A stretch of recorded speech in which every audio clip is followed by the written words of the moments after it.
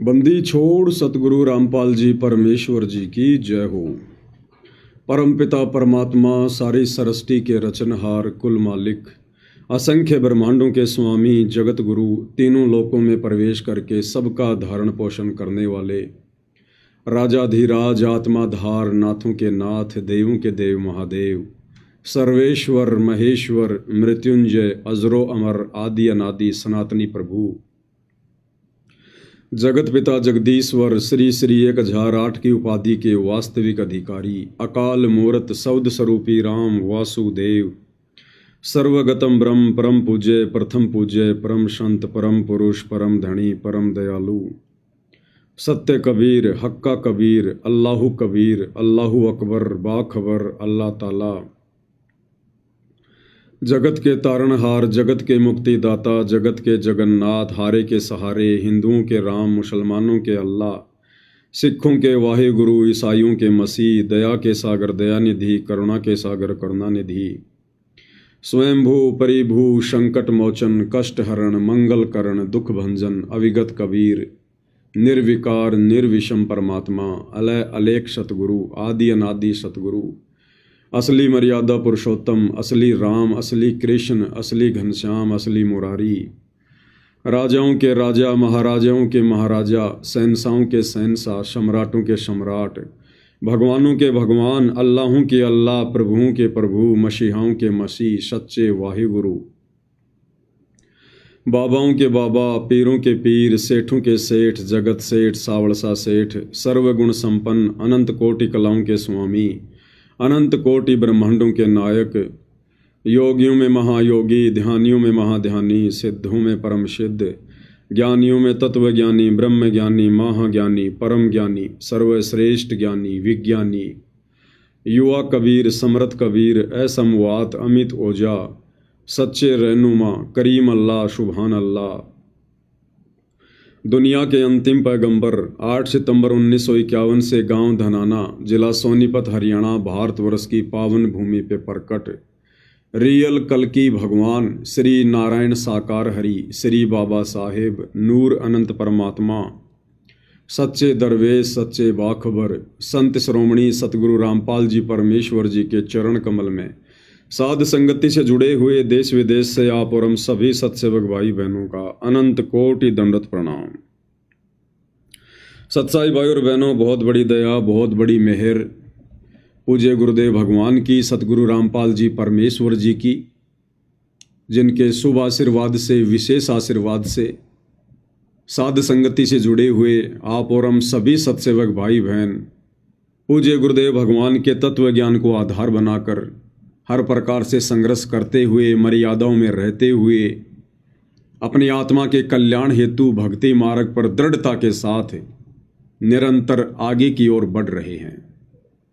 इस कलयुग की पिछली पीढ़ी में भाई और बहनों, ये विशेष रजा साध संगति से जुड़ना, शास्त्र अनुकूल शत भक्ति करना, गुरु की मेहर और आशीर्वाद प्राप्त करने योग्य बनना, ये साध संगति के बिना संभव नहीं होता है। और कबीर परमात्मा सतगुरु रामपाल जी की विशेष वीवीआईपी दया के बिना साध संगति से जुड़ना मुमकिन नहीं होता है।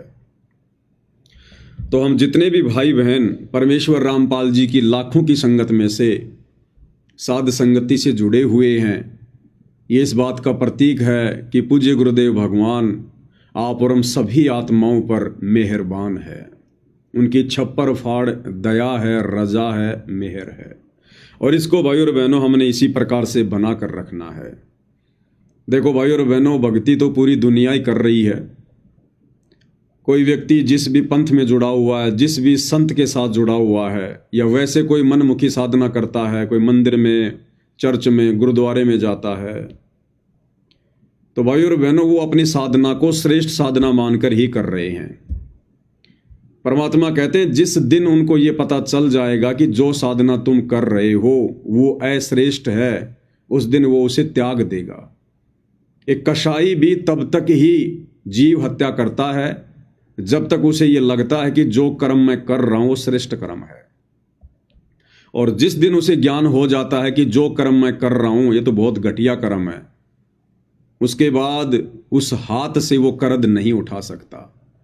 तो भक्ति तो भाई और बहनों पूरी दुनिया ही कर रही है, लेकिन जो श्रेष्ठ भक्ति, सर्वश्रेष्ठ भक्ति परमेश्वर ने आप और हम आत्माओं को बख्शी है, साध संगति से जुड़ी हुई आत्माओं को, भाई और बहनों, इसके लिए हमारे पास में शब्द नहीं है जो हम पूज्य गुरुदेव भगवान का धन्यवाद कर सकें।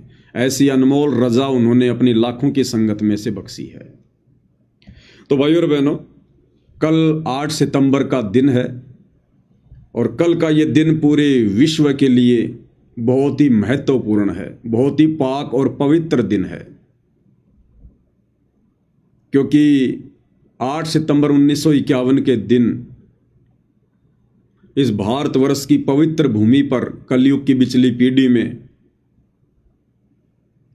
वो परम शक्ति, वो महापुरुष प्रकट हुए पूरी दुनिया के आत्म कल्याण के लिए।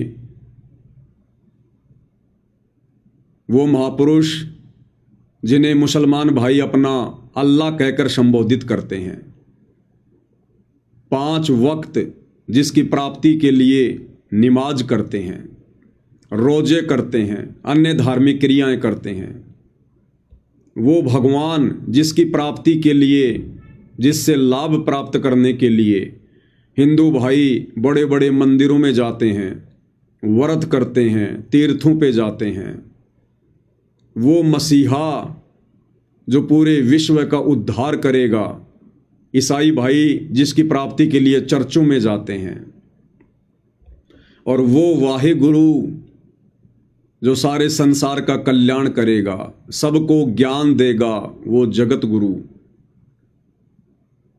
परमेश्वर रामपाल जी, वो महापुरुष है, ये स्वयंभू परमात्मा है, परिभू है, सारे जगत के उत्पत्ति करता हैं। ये परमेश्वर चारों युगों में आते हैं, अपनी लीला करते हैं। हम नादान आत्माएं अपनी अपनी साधनाओं को श्रेष्ठ मानकर, अपने अपने धर्मों को श्रेष्ठ मानकर काल प्रभाव से उन्हें पहचान नहीं पाते, उन्हें जान नहीं पाते और आत्म कल्याण का मौका चूक जाते हैं। लेकिन वर्तमान में जो समय उस कबीर भगवान सतगुरु रामपाल जी ने निर्धारित किया हुआ है पिछली पीढ़ी का, इस समय परमेश्वर सबको अपनी जानकारी करवाएंगे, सब तक ये जानकारी पहुंचाएंगे कि नादानो तुम किस भूल में बैठे हो। ये मनुष्य शरीर मोक्ष प्राप्ति के लिए मिलता है, लक 84 के कष्टों से दूर होने के लिए मिलता है। ये जन्म और मरण का जो दीर्घ लोग पूरे संसार को लगा हुआ है, इस रोग को कटवाने के लिए मिलता है। तो भाई और बहनों, ये परमेश्वर का पूर्व निर्धारित समय है। पूरे विश्व को परमात्मा ने भक्ति देनी है। उसके लिए 8 सितंबर 1951 को परमेश्वर रामपाल जी, जिनका वैदिक नाम कबीर देव, उपमात्मक नाम सत्य पुरुष, परम अक्षर ब्रह्म, 8 सितंबर 1951 के दिन भारतवर्ष की पवित्र भूमि पर शतलोक से चलकर गति करके सशरीर शिशु रूप में प्रकट हुए और 8 सितंबर 1951 से अपने आप को छुपाते हुए परमेश्वर लीला कर रहे हैं। वर्तमान में उनकी ये लीला हम चंद आत्माओं को समझ में आ रही है और आने वाले थोड़े समय में, क्योंकि अब ज़्यादा समय नहीं बचा है, 2028 युग परिवर्तन का निर्धारित समय है। तो 2028 के बाद पूरा विश्व इस परमेश्वर को जानेगा, इसको पहचानेगा और ये 8 सितंबर का पवित्र दिन पूरा विश्व मनाएगा। इसके अलावा पूरे संसार में और कोई दिन किसी भी महापुरुष की याद में नहीं मनाया जाएगा, क्योंकि पता चल जाएगा कि परमेश्वर रामपाल जी के अलावा सब जीव हैं, जीव संज्ञा में हैं सब। भले कोई देवी देवता बनकर बैठे हैं, भले ब्रह्मा विष्णु महेश बनकर बैठे हैं, भले किसी गण की पदवी लेकर बैठे हैं, और यहाँ हम जिनकी जन्माष्टमी मनाते हैं, नवमी मनाते हैं, गुड फ्राइडे मनाते हैं, ईद उल फितर मनाते हैं, जो भी हम वो दिन मनाते हैं, हमें पता चल जाएगा कि वो सब जीव श्रेणी में हैं, जीव संज्ञा में हैं, वो सभी आत्माएं हैं, और अपनी भक्ति के कारण इस पृथ्वी पर आम प्राणियों से कुछ विशेष कार्य करके चले गए थे, जिस कारण से हमने उनको परमात्मा का दर्जा दे दिया, भगवान का दर्जा दे दिया, अवतार का दे दिया, पीर पैगंबर का दर्जा दे दिया, और अपने जैसे जीवों की हम पूजा कर रहे हैं परमात्मा मानकर। तो जब ये ज्ञान परमेश्वर रामपाल जी से प्राप्त करके पूरे विश्व को इस बात का पता चलेगा, उसके बाद भाई और बहनों, जैसे आज वर्तमान में हमारी आंखें खुली हैं, ऐसे ही पूरे विश्व की आंखें खुलेंगी, और पूरा विश्व केवल 8 सितंबर के दिन परमेश्वर रामपाल जी का सतगुरु प्रकट दिवस ही मनाएगा, क्योंकि इनके अलावा सभी जीव हैं, सब जीव हैं, इनके अलावा जितने भी देव महादेव हैं, सब जीव हैं। तो भाई और बहनों, आप और हमारा कितना बड़ा सौभाग्य कि विश्व तो इस गूढ़ रहस्य को आने वाले समय में जानेगा, और हम पिछले कई वर्षों से इस पवित्र दिन को यादगार के रूप में मनाते हुए आ रहे हैं कि 8 सितंबर के दिन इस कबीर भगवान ने इस पृथ्वी पर प्रकट होकर हम नीचों के आत्म कल्याण के लिए जो संघर्ष किया है वो अवर्णनीय है, अकथनीय है, अकल्पनीय है। भाई और बहनों, आज से पहले जितने भी महापुरुष हुए हैं, जितने भी अवतार हुए हैं, उनके रहते सहते किसी ने भी उनकी जन्माष्टमी नहीं मनाई, उनका अवतरण दिवस नहीं मनाया, उनका जो प्रकट दिवस वो माना करते थे कि हमारे भगवान प्रकट हुए हैं, वो प्रकट दिवस नहीं मनाया। क्योंकि काल प्रेरणा से इस गंदे लोक की गंदी रीति है कि जब जब कोई महापुरुष धरती पर आता है तो दुनिया वाले उसे पहचान नहीं पाते हैं, अपने जैसा मानते हैं, और जो फायदा उनसे उठाना चाहिए, उनसे अच्छा व्यवहार करके, उनके ज्ञान को ग्रहण करके, उनके सत्संग सुन के, वो हम नहीं कर पाते हैं। और उनके जाने के बाद, उनके शरीर छोड़ने के बाद, मुर्दा की श्रेणी में आने के बाद, फिर हम लोग उनकी मूर्तियां बना बना के, उनके चित्र बना बना के फिर वो दिन मनाएंगे कि इस दिन वो महापुरुष धरती पर आए थे, ये दिन उनका जन्मदिन है, ये उनकी जयंती है, ये उनकी नवमी है। लेकिन उसके बाद भाई और बहनों क्या फ़ायदा, हमें क्या मिलना उसके बाद? अरे वो महापुरुष तो चले गए जो जड़ी बूटी लेकर आए थे आप और हमें देने के लिए, लेकिन हम नादान उनको पहचान नहीं पाए। अब उनके चले जाने के बाद पीछे से गुण गाने से क्या फ़ायदा? लेकिन वर्तमान में परमेश्वर रामपाल जी दुनिया की इस भूल को मिटाएंगे, और परमेश्वर रामपाल जी के जाने के बाद तो दुनिया 8 सितंबर को मनाएगी। उनके रहते सहते भी ये पूरी दुनिया इस पवित्र दिन को 2028 के बाद मनाना शुरू करेगी। तो भाई और बहनों, कल वो पवित्र दिन आ रहा है जिस दिन हमारे पूज्य गुरुदेव भगवान, सारी सृष्टि के मालिक, इस भारत देश की पवित्र भूमि पर आए, प्रकट हुए, जैसा कि उनके गुणों में लिखा हुआ है कि परमात्मा प्रकट ही होते हैं। परमात्मा किसी माँ के गर्भ से जन्म नहीं लेते हैं, वे स्वयंभू हैं, परिभू हैं। तो कल आप और हम सब के लिए बहुत ही शुभ दिन है। शुभ दिन का मतलब परमेश्वर हमारे आत्म कल्याण के लिए आए। इस पवित्र भूमि को परमेश्वर ने और अधिक पाक और पवित्र बना दिया अपने चरण कमल रखकर,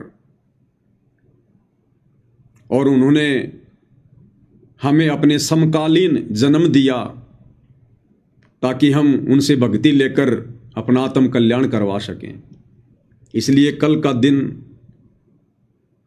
सभी भगत भाई बहनों के लिए जो जो भाई बहन परमेश्वर रामपाल जी की शरणागत हो चुके हैं उनके लिए बहुत ही शुभ दिन है। और इस दिन को हमने किस प्रकार से मनाना है, आप भाई बहनों को हर वर्ष वीडियो बना के समझाया जाता है।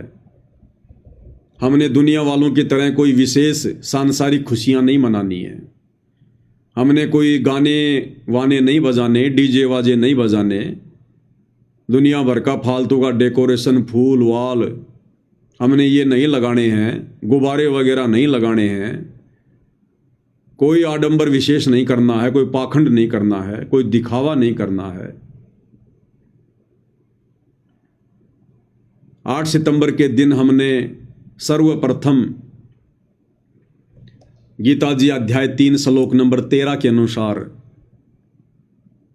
परमपिता परमेश्वर स्वयंभू परिभू रामपाल जी भगवान को भोग लगाना है। और भोग की जो प्रक्रिया है, दास निवेदन करेगा सभी भाई बहन या तो 10 बजे से पहले या फिर 11 बजे से पहले पहले जरूर लगाएं। अगर हम 10 बजे शुरू करेंगे तो 1 घंटे में परमेश्वर जी को आसानी से भोग लगेगा, क्योंकि लगभग 45 मिनट के आसपास भोग की आरती है। फिर भोग की आरती के बाद हम पूज्य गुरुदेव भगवान की आरती भी उतारते हैं 5 दीपक वाली थाली के साथ में, उनकी स्तुति करते हुए। और फिर एक आध को शब्द भी परमेश्वर का हम गाएंगे उनकी महिमा में, उनके चरणों में बैठकर सभी भाई बहन सहपरिवार। और इससे पहले दास निवेदन करेगा कि परमेश्वर जी को भोग लगाने से पहले हम सभी भगत भाई बहन थोड़ा जल्दी उठकर, और जिन जिन भगत भाई बहनों को परमेश्वर ने सुमरण दिया हुआ है, नाम दीक्षा दी हुई है, वो भाई बहन कम से कम 1 घंटा तो परमपिता परमेश्वर जी के उस नाम का सुमरण अवश्य करें। क्योंकि फिर बाद में इतना समय मिले ना मिले, क्योंकि भाई बहन भोग लगाएंगे फिर परमात्मा की महिमा में लग जाएंगे। फिर दिल में वैसे भाई बहन कोई आधा घंटा के लिए, कोई 1 घंटे के लिए परमेश्वर की महिमा को प्रकट करने के लिए किसी भी पॉइंट को लेकर लाइव आएंगे, तो बाद में हमें इतना समय मिले ना मिले। इसलिए यदि हम सुबह सुबह जो मंत्र करने की जो प्रक्रिया है, जो गुरुदेव ने हमें बता रखी है, यदि हम 1 घंटा या 1.5 घंटा सतनाम का या प्रथम नाम का यदि हम परमेश्वर जी का सुमरण कर लेंगे तो फिर हम आगे के समय के लिए निश्चिंत हो जाएंगे। हमारे मन में विशेष वो चीज़ फिर बार बार नहीं आएगी कि भाई सुमरण करना है, सुमरण करना है, सुमरण करना है। उसके बाद हम चलते फिरते जैसे भी कर लेंगे तो हमारा काम बन जाएगा। और 10 या 11 बजे तक परमपिता परमेश्वर जी को सभी भाई बहन भोग लगाएं। और भोग सभी भाई बहन लाइव आकर लगाएं, क्योंकि कई हजारों भगत भाई बहनों के घरों में कल परमेश्वर जी का प्रकट दिवस मनेगा। क्योंकि परमेश्वर हमारे साथ में रहते हैं, हमारे अंग संग रहते हैं। हमें परमात्मा को ढूंढने के लिए कहीं दूर जाने की आवश्यकता नहीं है। और वैसे भी पूज्य गुरुदेव भगवान ने वर्तमान समय में थोड़े समय के लिए आप और हमारे से शारीरिक दूरी बनाकर हमें घर पर ही ज्ञान को आधार बनाकर भक्ति क्रिया करने का समय दिया है। तो वैसे भी परमेश्वर शारीरिक रूप में आप और हमारे बीच में नहीं है, किसी आश्रम में नहीं है। इसलिए हमने इस पवित्र दिन को अपने घर पर ही मनाना है। क्योंकि आश्रम वाले भाई बहन तो वैसे भी गुरुदेव को परमात्मा नहीं मानते, उनको प्रकट हुआ नहीं मानते, उनको कबीर भगवान नहीं मानते हैं, उनको जन्म लिया हुआ एक मानुष मानते हैं, अपने जैसा जीव मानते हैं और कबीर जी का एक अवतार मानते हैं। तो हम भगत भाई बहनों ने, भले ही वो हमारे गुरु भाई बहन हैं, लेकिन यदि उनके और हमारे आध्यात्मिक विचार मेल नहीं खाते हैं तो फिर हमने उनकी संगति नहीं करनी चाहिए। और परमात्मा भी कहते हैं, कबीरा तहाँ जाइए रह संतन की प्रीत, इष्ट मिले और मन मिले, मिले सकल रस रीत। हालांकि हमारा किसी से कोई वैर भाव नहीं है, मन मुटाव नहीं है, लेकिन ये भक्ति मार्ग है भाई और बहनों, और भक्ति मार्ग में देखा देखी नहीं चलती है, भक्ति मार्ग में भेड़ चाल नहीं चलती है, भक्ति मार्ग में गुरुदेव भगवान के ज्ञान को आधार बनाकर चलना होता है। तो हमने भक्तों को देखकर भी नहीं चलना है, उन भक्तों को जो भगत परमेश्वर के वचन के विपरीत चल रहे हों, क्योंकि हमने परमात्मा प्रसन्न करना है, गुरु भगवान प्रसन्न करना है। तो गुरु भगवान के वचन में रहकर, उनकी मर्यादाओं में रहकर उनको प्रसन्न करने के लिए हमने वही भक्ति क्रियाएं करनी है जिन भक्ति क्रियाओं को करने के गुरुदेव ने सत्संगों में निर्देश दिए हैं, और जिन भक्ति क्रियाओं को करने से परमेश्वर अपने बच्चों से प्रसन्न होते हैं। तो सभी भगत भाई बहन भोग लगाते समय लाइव अवश्य आएंगे, और भोग हमने किस प्रकार से लगाना है परमेश्वर को, जैसे आप सभी भाई बहन अपने अपने घरों में भोग लगाएंगे, तो किसी ने परमेश्वर के लिए कोई टेबल का इंतजाम कर रखा होगा, किसी ने कोई आसन लगा रखा होगा, किसी ने कोई सोफा लगा रखा होगा, या किसी ने कोई बेड लगा रखा होगा।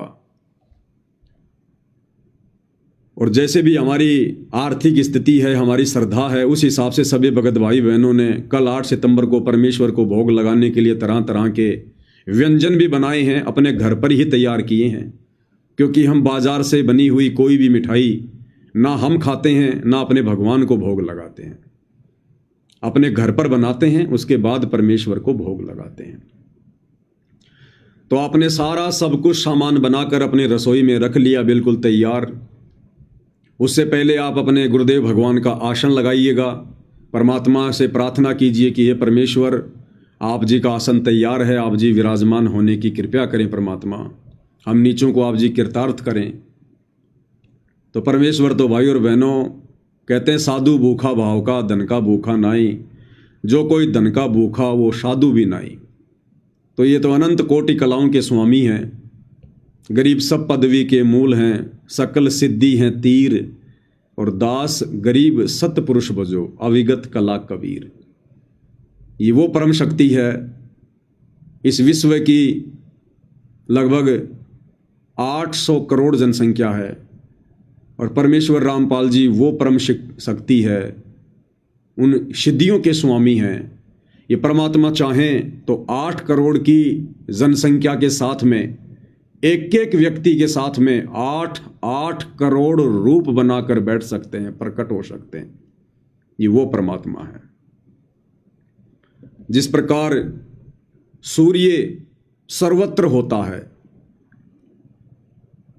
सूर्य यदि आप पाकिस्तान में जाकर देखोगे तो वहाँ के लोगों को भी लगेगा कि सूर्य केवल हमारे ऊपर ही है, हमारे पास में है। ऐसा लगेगा जैसे 1 या 2 किलोमीटर दूर है हमसे। हिंदुस्तान में देखोगे तो वही सूर्य हिंदुस्तान वालों को लगेगा कि बिल्कुल हमारे पास में है, और वो एक ही सूर्य पूरे विश्व को प्रकाश दे रहा है, और ऐसा लगता है जैसे वो सूर्य सबके समीप है। इसी प्रकार ये परमात्मा परमेश्वर रामपाल जी ये अपनी सभी आत्माओं के साथ में रहते हैं, और इनकी शक्ति तो सृष्टि के कण कण में है। जिस प्रकार सूर्य एक जगह है, सबको दिखाई दे रहा है, इसके बावजूद उनका जो प्रकाश है वो सर्वत्र है। वो गर्मी पाकिस्तान को भी दे रहा है, गर्मी हिंदुस्तान को भी दे रहा है, गर्मी अमेरिका को भी दे रहा है। तो ये परमेश्वर हैं भाई और बहनों, इनकी गति का कोई वार अन पार नहीं है। नामा और रैदास रसीला, कोई न जाने अवगत लीला। वर्तमान में परमेश्वर ने हमें -1 लाख % भी ज्ञान नहीं दिया। -1 लाख % भी। ये वो परमात्मा है, इसकी वो महिमा है। केवल हमें इतना ही ज्ञान दिया है कि बस हम अपना आत्म कल्याण करवा सकें। इनकी गति को कोई नहीं जान सकता, सतलोक जाने के बाद भी कोई नहीं जान सकता, अगम लोक अलख लोक जाने के बाद भी इनके सामर्थ्य से पूर्णतया कोई परिचित नहीं हो सकता। सृष्टि में हो ही नहीं सकता किसी भी तरीके से। अगर कोई इनके सामर्थ्य से परिचित हो गया पूर्णतया, तो वो भी फिर इनके बराबर ही हो जाएगा, और इनके बराबर कोई हो नहीं सकता भाई और बहनों, क्योंकि परमेश्वर पूरी सृष्टि के एक ही है। बाकी लीला परमेश्वर जो चाहे सो कर सकते हैं। तो सभी भाई बहन परमेश्वर जी के लिए जो भोग प्रसाद हम बनाएंगे उसको अपना रसोई में ढक के रख दीजिएगा। उधर परमेश्वर जी का आसन लगा दीजिएगा, और जो 5 दीपक वाली थाल है आप उसको तैयार कीजिएगा, उसको प्रज्वलित कीजिए। और आपके परिवार में जितने भी मेंबर हैं, नाम उपदेशी हैं, 1 2 3 4 5 जितने भी, आप सबसे पहले 5 दीपक वाली थाली के साथ में मंगलाचरण के साथ में परमपिता परमेश्वर जी की आरती उतारिए। 2 या 3 मिनट में मंगलाचरण पूरा हो जाएगा। मंगलाचरण के बाद में समर्थ साहिब रत्न उजागर सत्य पुरुष मेरे सुख के सागर, ये 9 वाणियाँ बोलते हुए भी हमने परमेश्वर जी की आरती उतारनी है। उसके बाद में हमने 2 वाणियाँ बोलते हुए कि कर जोड़ूं विनती करूं धरूं चरण पर शीस, सतगुरु रामपाल जी परमेश्वर जी ने दियो नाम बख्शीश। कोटि कोटि सिजदा करूं कोटि कोटि प्रणाम, चरण कमल में राखियो बांदी जाम गुलाम। इन 2 वाणियों के साथ हमने परमेश्वर को अष्टांग दंडवत करना है। उसके बाद उस पूजा की थाली को आप जी अपनी रसोई में या कहीं भी आप उसको रख दीजिएगा, दरबार से बाहर जहाँ परमेश्वर को भोग लगेगा वहाँ से बाहर थाली को रख दीजिएगा। और फिर रसोई घर से परमेश्वर जी का जो भोग प्रसाद है उसको आया है बंजारा केशव आया है, इस वाणी के साथ में आप जी रसोई से परमेश्वर जी को समर्पित कीजिएगा जहाँ आपने आसन लगा रखा है। और लाइव वीडियो यदि आपके परिवार में 1 से अधिक मेंबर हैं, नाम उपदेशी हैं, तो परिवार का कोई भी एक सदस्य लाइव उसको जो है वो चलाता रहेगा। और इस प्रकार से हमने परमपिता परमेश्वर जी को भोग लगाना है। और भोग लगाने के बाद भाइयों और बहनों, क्योंकि परमात्मा का विधान है कि ज़्यादा भी नहीं तो कम से कम वर्ष में 1 बार पाठ प्रकाश का संकल्प अवश्य करना चाहिए। तो वर्तमान में गुरुदेव भगवान की गैर हाजिरी में हम सभी भगत भाई बहन इस विधान को फॉलो करते हुए और परमेश्वर जी को भोग लगने के बाद सभी भगत भाई बहन परमात्मा जी के चरणों में बैठकर घुटने टेक कर और पाठ प्रकाश का संकल्प करेंगे। परिवार में 2 सदस्य हैं तो वो दोनों अपना अलग अलग संकल्प करेंगे। यानी एक परिवार में यदि 5 उपदेशी हैं तो एक पाठ संकल्प से बात नहीं बनेगी। 5 आत्माओं ने अपना अपना पाठ संकल्प करना है। कैसे करना है? जमीन पर जैसे हम दंडवत करने के लिए घुटने टेकते हैं, घुटने टेक कर परमेश्वर के आगे हाथ जोड़कर गर्दन झुकाकर, और ये सोचकर कि सामने कोई फोटो नहीं है, सामने कोई प्रतिमा नहीं है, प्रतिमा तो केवल एक यादगार है, सामने साक्षात सूक्ष्म रूप में हमारे गुरुदेव भगवान बैठे हुए हैं। और परमात्मा से हमने अर्ज करनी है कि हे परमपिता परमात्मा, सारी सृष्टि के मालिक पूज्य गुरुदेव भगवान, आपका दास या दासी आप जी के चरण कमल में पाठ प्रकाश का संकल्प लेती है। हे परमेश्वर, मुझे तुच्छ के इस पाठ प्रकाश के संकल्प को स्वीकार कीजिएगा। हे गुरुदेव भगवान, जब आप अपनी लीला समाप्त करके आश्रम में आ जाएंगे या जहाँ भी आएंगे, उस समय परमेश्वर पाठ प्रकाश की जो भी राशि आप जी कहेंगे वो आपके कर कमल में समर्पित कर दी जाएगी। हे परमेश्वर, आप सदा हमारे साथ रहिएगा। हे परमात्मा, इस दास या दासी को भगत बनाने की दिशा में निरंतर आगे बढ़ाइएगा। तो इस प्रकार से सभी ने पाठ प्रकाश का संकल्प करना है। और उसके बाद में जैसे भी आप परमात्मा की महिमा करना चाहिए, उस लाइव को काटकर, क्योंकि एक लाइव तो केवल हमारा भोग तक ही समर्पित रहेगा, केवल भोग तक। जैसे ही भोग लग गया, भोग के बाद परमात्मा की हमने आरती उतार दी, तो वो लाइव हम समाप्त कर देंगे। फिर जब हम पाठ प्रकाश का संकल्प करेंगे, उस समय भी सभी भगत भाई बहन लाइव आएंगे। यानी परिवार का एक सदस्य लाइव चलाएगा, बाकी भाई बहन पाठ प्रकाश का संकल्प करेंगे। तो मुश्किल से 3-4 मिनट की ये प्रोसीजर है। उसके बाद उस लाइव को समाप्त कर दें, और जो भाई लाइव बना रहा था फिर वो भी अपना अलग से परमात्मा को पाठ का संकल्प कर लेगा। उसके बाद में फिर तीसरी बार लाइव आएंगे। तीसरी बार में सभी भगत भाई बहन जो है बैठकर, और विशेषकर सत्सेवक भाई बहनों के घरों में तो सतगुरु महिमा की पुस्तक पहुंची गई है। तो परमात्मा के 1 या 2 शब्द जो भी आपको अच्छे लगें, प्यारे लगें, जिनको आसानी से आप जी परमेश्वर जी के चरणों में समर्पित कर सकते हैं अपनी आत्मा के कल्याण के लिए, तो 1 या 2 शब्द भाई बहन बैठकर अवश्य सतगुरु की महिमा में गाएं। और यदि आपके परिवार के जो अन्य सदस्य हैं, जो अनुपदेशी हैं, जिन्होंने ना नाम दीक्षा ली है ना कोई संकल्प लिया है, यदि वो परमेश्वर जी की भोग आरती में प्रकट दिवस में शामिल होना चाहते हैं, वो भी यदि परमात्मा की आरती उतारना चाहते हैं, तो भाई और बहनों उनसे आप एक प्रार्थना ज़रूर करें कि भाई अगर नहाए नहीं तो कम से कम हाथ मुंह तो ज़रूर धो लो, कपड़े वगैरह ज़रूर चेंज कर लो, और आभूषण नहीं होना चाहिए भाई और बहनों, किसी भी प्रकार का कोई भी गहना, कोई भी आभूषण, ना सोने का, ना चांदी का, ना प्लास्टिक का, ना नकली, कुछ नहीं। अगर वे आरती में शामिल होना चाहते हैं तो ये कंडीशन रहेगी, अन्यथा भाई और बहनों एक बहुत ही गलत संदेश आ जाएगा, बहुत ही गलत संदेश जाएगा। तो उनसे गहने वगैरह ज़रूर उतरवा दें कि भाई आप बाद में चाहे अपने पहन लेना, हमें कोई ऑब्जेक्शन नहीं है, लेकिन परमेश्वर की आरती में यदि आपको शामिल होना है तो आपने गहने अपने उतारने पड़ेंगे सारे। जरा सा शरीर पर छोटा सा भी कोई सोने चांदी का नहीं होना चाहिए कहीं भी। और उसके बाद आप उनको भोग प्रसाद दे दीजिएगा, भंडारा कीजिएगा, कोई दिक्कत नहीं है। तो ये एक छोटी सी प्रोसीजर है जो सभी भगत भाई बहनों ने फॉलो करनी है। और जिन जिन भगत भाई बहनों के घर पर सतगुरु प्रकट दिवस मनाने की पर्याप्त व्यवस्था नहीं है, परिवार वाले ज़्यादा ही विरोध करते हैं, तो ऐसे भगत भाई बहन अपने आसपास के किसी अन्य भगत भाई बहन के यहाँ पर, जिनके विचार मेल खाते हैं, जिनके संपर्क हैं और जिनके वहाँ जाने से उनको भी कोई दिक्कत ना हो, तो ऐसे सत्सेवक भगत भाई बहनों के घरों पर वो पहले से बातचीत करके जा सकते हैं, वहाँ साथ मिलकर परमेश्वर को भोग लगा सकते हैं, उनकी महिमा कर सकते हैं। और फिर कल का सारा दिन हमने इसी प्रकार से, यानी परमेश्वर की महिमा में ही हमने व्यतीत करना है। भोग लगने के बाद फिर हम परमेश्वर के कोई शब्द वगैरह गा लें, या फिर उसके बाद जो भी अपना कार्य वगैरह है वो हम कर सकते हैं। हमारा काम 12-1 बजे तक कंप्लीट हो जाएगा। फिर भगत भाई बहन लाइव आ सकते हैं दिन में, परमात्मा के किसी भी सत्संग को लेकर, अन्य किसी पॉइंट को लेकर भाई बहनों को समझाने के लिए लाइव आ सकते हैं। तो कल की भाई और बहनों हमारी एक छोटी सी प्रोसीजर रहेगी परमपिता परमेश्वर को प्रसन्न करने की।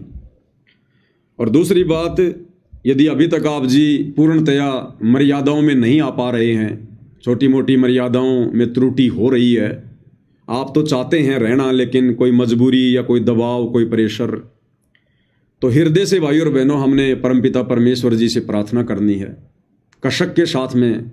देखो ये आत्मा का साथी है, अगर हम फॉर्मेलिटी के लिए करेंगे तो इनसे छुपा नहीं सकते, हम कुछ भी नहीं छुपा सकते। तो परमेश्वर से हृदय से प्रार्थना करें, रो रो के प्रार्थना करें, तड़प के साथ प्रार्थना करें। और आत्मा यदि हृदय से पुकारेगी तो परमेश्वर उसकी पुकार को जरूर सुनते हैं। फिर परमेश्वर एक अच्छा माहौल, भक्तिमय माहौल आपके घर में भी बनाएगा परमात्मा, क्योंकि समर्थ है, कुछ भी कर सकता है, इनके हाथ में है, इनसे बढ़कर फिर और कोई नहीं है। और हमने इसी परमपिता परमेश्वर, कबीर देव, सतगुरु रामपाल जी का चिंतन, मनन, ध्यान सब कुछ इन्हीं का, क्योंकि इनके अलावा भाई और बहनों फिर कुछ है ही नहीं। और हमें ये मनुष्य जन्म भी इन्हीं की प्राप्ति के लिए मिला है। इन्हीं की प्राप्ति का मतलब, इन्होंने हमें जो सतभक्ति दी है, जो मर्यादा दी है, उसको भली भांति निभाकर और आजीवन इनकी भक्ति करके, इनको प्रसन्न करके हमने इनके निज लोक सतलोक को प्राप्त करना है। तो जब हम सतलोक चले जाएंगे तब ये कहा जाएगा कि हमने परमात्मा प्राप्त कर लिया। अन्यथा परमात्मा तो हमें पता ही है कि पूज्य गुरुदेव भगवान, इनके अलावा कोई और है ही नहीं, तो वो तो हमें प्राप्त हो ही चुके हैं। तो भगवान प्राप्त हो गए तो क्या भक्ति छोड़ दें कि लो जी भगवान तो प्राप्त हो गए? तो ऐसे भगवान की प्राप्ति नहीं मानी जाती। जब हम इनकी भक्ति सफल करके सतलोक चले जाएंगे, उसको कहते हैं परमात्मा प्राप्ति, भगवान की प्राप्ति, मोक्ष की प्राप्ति। और संध्या आरती में हम सभी भगत भाई बहन पढ़ते हैं भाई और बहनों, क्योंकि संध्या आरती जब हम करते हैं तो अपने गुरुदेव भगवान को सामने विराजमान करके करते हैं। हमारा ध्यान हमारे गुरुदेव भगवान में रहता है, उनके चरणों में रहता है, उनकी स्तुति में, उनकी महिमा में रहता है। और संध्या आरती में हम क्या कहते हैं? तुमरा ही ज्ञाना तुमरा ही ध्याना, तुमरा ही ज्ञाना तुमरा ही ध्याना, तुमरे तारण की परतीत सतगुरु तारेंगे, तारेंगे तारेंगे तहतीक सतगुरु तारेंगे। हम अपने गुरुदेव भगवान को क्या कह रहे हैं कि तुम्हारा ही ज्ञाना, ये परमेश्वर तुम्हारा ही ज्ञान जो हमारी आत्मा का कल्याण करेगा, यानी आपके द्वारा दी गई भक्ति करेंगे, इसके अलावा कुछ नहीं करेंगे। ज्ञान यानी भक्ति। और तुम्हारा ही ध्याना, और परमेश्वर हम केवल आपका ही ध्यान रखेंगे, केवल आपका ही चिंतन मनन करेंगे। हमारे ध्यान में, हमारे चिंतन मनन में, हमारी सोच में, हमारे विचारों में, हमारे शौपन में, हमारी बातों में, हमारी चर्चाओं में, ये परमेश्वर आप ही रहोगे। आपके अलावा दूसरा ना कोई परमात्मा है और ना हमें कोई स्वीकार्य है। तो तुम्हारा ही ज्ञाना और तुम्हारा ही ध्याना, और तुमरे तारण की प्रतीत सतगुरु तारेंगे। और ये परमेश्वर हमें आप ही से उम्मीद है, प्रतीत यानी उम्मीद, हमें केवल आप ही से उम्मीद है कि आप ही हमारी आत्मा का कल्याण करेंगे, हमें तारेंगे, हमें सतलोक भेजेंगे, सतगुरु तारेंगे। अब बताओ भाई और बहनों, फिर बच कौन गया? जब हमने भक्ति सतगुरु की करनी, ध्यान सतगुरु का करना, और पार होने की उम्मीद हमने सतगुरु से लगानी है, तो इनके अलावा फिर और है कौन परमात्मा? और वैसे भी परमात्मा कहते हैं भाई, भक्ति मुक्ति के दाता सतगुरु, भटकत प्राणी फिरंदा, उस साहिब के हुक्म बिना नहीं तरवर पात हिलंदा। भक्ति और मुक्ति के दाता सतगुरु ही हैं। तो हमारे सतगुरु कौन? परमेश्वर रामपाल जी। और परमेश्वर ने तो अपना अनमोल शब्द हम भगत भाई बहनों की आंखें खोलने के लिए बनाया हुआ है, जिसमें परमेश्वर ने कुछ भी बाकी नहीं छोड़ा है, सब कुछ क्लियर कर रखा है समझदार आत्मा के लिए। और क्या कहते हैं परमात्मा?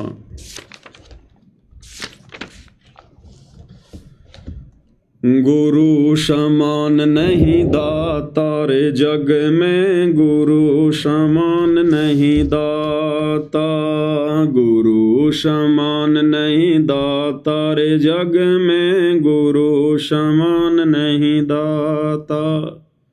गुरु के समान यहाँ कोई भक्ति देने वाला नहीं है, कोई सुख देने वाला नहीं है। दाता यानी देने वाला। जैसे हम कहते हैं हरि, तो हरि नाम सुनते ही इस तत्व ज्ञान के अभाव में पहले हमारी जो सोच थी वो श्री विष्णु जी के ऊपर जाकर टिक जाती थी कि हरि मतलब श्री विष्णु जी। लेकिन अब पता चला कि हरि वास्तव में कौन है? कबीर परमात्मा सतगुरु रामपाल जी, वो उस विष्णु के भी हरि हैं। हरि यानी हरने वाला, कष्टों को हरने वाला हरि, संकटों को हरने वाला हरि, हमारे दुखों को हरने वाला हरि, रोगों को हरने वाला हरि। तो संकट मोचन कष्ट हरण मंगल करण कबीर, आगे शरण तेरी। तो असल में हरि हमारे पूज्य गुरुदेव भगवान है। ये जितने भी उपमात्मक नाम हैं, इस निरंजन ने, इस काल ने जानबूझकर अपने अवतारों के, अपने पुत्रों के, उनकी महिमा के नाम, उनकी उपमात्मक पदियों के नाम रख दिए। जैसे विष्णु जी का सहस्त्रनामा यानी 1000 नाम श्री विष्णु जी के, वो सारे नाम इस काल ने कॉपी कर रखे हैं, इसने चुरा रखे हैं। और हम जीवों को भ्रमित करने के लिए जब वो रियल हरि धरती पर आएगा तो उसको कोई हरि ना मान ले, उसको कोई महादेव ना मान ले। महादेव यानी समस्त देवों का देव, सारी सृष्टि के देवों का देव महादेव, सबसे बड़ा देव। देव यानी भगवान। तो ये कबीर भगवान सतगुरु रामपाल जी हैं। इस काल ने अपने पुत्र शिव जी का नाम रख दिया महादेव। इसने अपने पोते का नाम रख दिया गणेश। शंकर जी का बेटा, काल का पोता गणेश।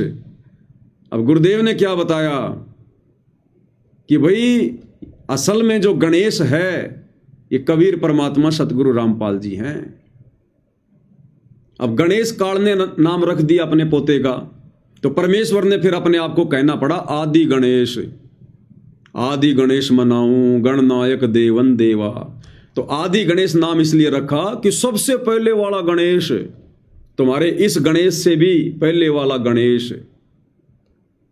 तो ये जितने भी नाम हैं भाई और बहनों, इन देवी देवताओं के, इनकी महिमा के, इन अवतारों के, ये सारे नाम इस निरंजन ने, काल ने कॉपी कर लिए। इसलिए ताकि जब वो कबीर भगवान धरती पर आएगा और जब वेदों से अपनी महिमा बताएगा, सुनाएगा, तो लोगों को जल्दी से विश्वास ना हो कि नहीं नहीं जी महादेव तो शंकर जी हैं, अजी नहीं नहीं गणेश तो गणेश जी हैं। इसने हमें भ्रमित करने के लिए। तो यहां पर जो दाता है ये हमारे पूज्य गुरुदेव भगवान के लिए है, कबीर भगवान के लिए, हरि हमारे भगवान के लिए है। वस्तु अगोचर दई सतगुरु ने भली बताई बाता। वस्तु अगोचर दई सतगुरु ने भली बताई बाता। काम क्रोध कैद कर डारे लोभ के घाली ना था। गुरु समान नहीं दाता रे जग में, गुरु समान नहीं दाता। गुरु समान नहीं दाता रे जग में, गुरु समान नहीं दाता। काल करे सो हाल ही कर ले, फेर मिले ना साथा।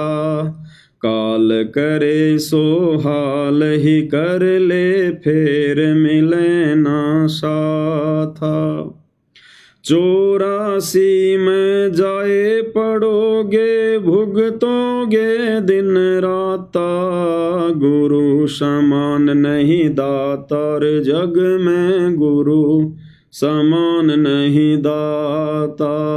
गुरु समान नहीं दाता रे जग में, गुरु समान नहीं दाता। यानी गुरु के समान कोई दाता है ही नहीं। दाता एक राम, भिखारी सारी दुनिया। दाता यानी कबीर, परमात्मा, परमेश्वर, परम अक्षर ब्रह्म, सत्य पुरुष, इनके अलावा और कोई भगवान नहीं है। शब्द पुकार पुकार कहते हैं, कर लो संतन साथा। शब्द पुकार पुकार कहते हैं, कर लो संतन साथा। सेवा बंदगी करो सतगुरु की, काल नवावे माथा। गुरु समान नहीं दाता रे जग में, गुरु समान नहीं। गुरु समान नहीं दाता रे जग में, गुरु समान नहीं। कहें कबीर सुनो भाई धर्मन, सकल कर्म कोटि जाता। कहें कबीर सुनो भाई धर्मन, सकल कर्म कटि जाता। पर्दा खोल मिलो सतगुरु से, पहुँचो लोक सुना था। गुरु समान नहीं दाता रे जग में, गुरु समान नहीं दाता। गुरु समान नहीं दाता रे जग में, गुरु समान नहीं। तो गुरु के अलावा भाई और बहनों कोई दाता नहीं है, कोई भगवान नहीं है। ये दुनिया तो वैसे ही काल के द्वारा भेजे गए दाताओं के चक्कर में फंसी पड़ी है। अपना अनमोल समय और समासें, अनमोल मनुष्य जीवन बर्बाद कर रही है। और चंद आत्माएं जिनको परमेश्वर रामपाल जी ने सद्बुद्धि दी, अपनी शरण में लिया, नाम उपदेश दिया, उन आत्माओं पर भी वो विशेष रजा वर्तमान में नहीं है जो आप परम सत्सेवक भाई बहनों पर परमात्मा ने बख्शी हुई है। गुरु की परमात्मा के रूप में पहचान करना, गुरु को परमात्मा मान लेना, ये भाई और बहनों संसार का सबसे कठिन काम है, सृष्टि का सबसे कठिन काम है। एक सत्संग में पूज्य गुरुदेव भगवान ने बताया कि कबीर को भगवान मानना, कौन कबीर? काशी वाला कबीर, धानक कबीर, उस कबीर को परमात्मा मानना। गुरुदेव भगवान बोले इतना कलेजा चाहिए, इतना कलेजा। और भाई और बहनों, सतगुरु रामपाल जी को कबीर मानना, हृदय से, आत्मा से, इतना कलेजा चाहिए भाई और बहनों, इतना। ये आम जीवों के बस की बात नहीं है, आम आत्माओं के बस की बात नहीं है। भले सार नाम ले लिया, सार शब्द ले लिया, शतनाम ले लिया, भले 25 साल से भक्ति कर रहा है, ये उन आत्माओं के भी बस की बात नहीं है कि अपने गुरु को कबीर भगवान के रूप में स्वीकार कर लेना। उसके लिए तो हाथी के जितना कलेजा चाहिए, हाथी के जितना। कबीर को तो सबने भगवान मान लिया, जितने भी सतगुरु रामपाल जी की शरण में आ गए सबने भगवान मान लिया, कबीर भगवान, कबीर भगवान। तो कागज के कबीर को तो भगवान मानने के लिए इतना सा कलेजा चाहिए, और सतगुरु रामपाल जी ही हैं वो कबीर जो 650 साल पहले आए थे। उसके लिए भाई और बहनों इतना कलेजा चाहिए, इतना। अब ये कलेजा कोई मार्केट में थोड़ी मिलता है जो लाके तुम इसको सेट कर लोगी। ये कलेजा, इतना कलेजा तैयार करने के लिए भाई और बहनों युगों युगों के संस्कार चाहिए, मजबूत भक्ति संस्कार। इसलिए परमात्मा कहते हैं साधु सेती मस्करी चोरा नाल खुशहाल, और मल अखाड़ा जीतेंगे युगन युगन के माल। जो युगों युगों से परमात्मा की भक्ति करते आ रहे हैं वही आत्मा इतना कलेजा रख सकती हैं। तो क्या कहते हैं गुरुदेव भगवान एक छोटे से सत्संग में कि हमारे पाप कर्म कैसे कटेंगे, और परमेश्वर ने वो प्रोसीजर साध संगतियों से शुरू करवाई है। क्या कह रहे हैं गुरुदेव भगवान?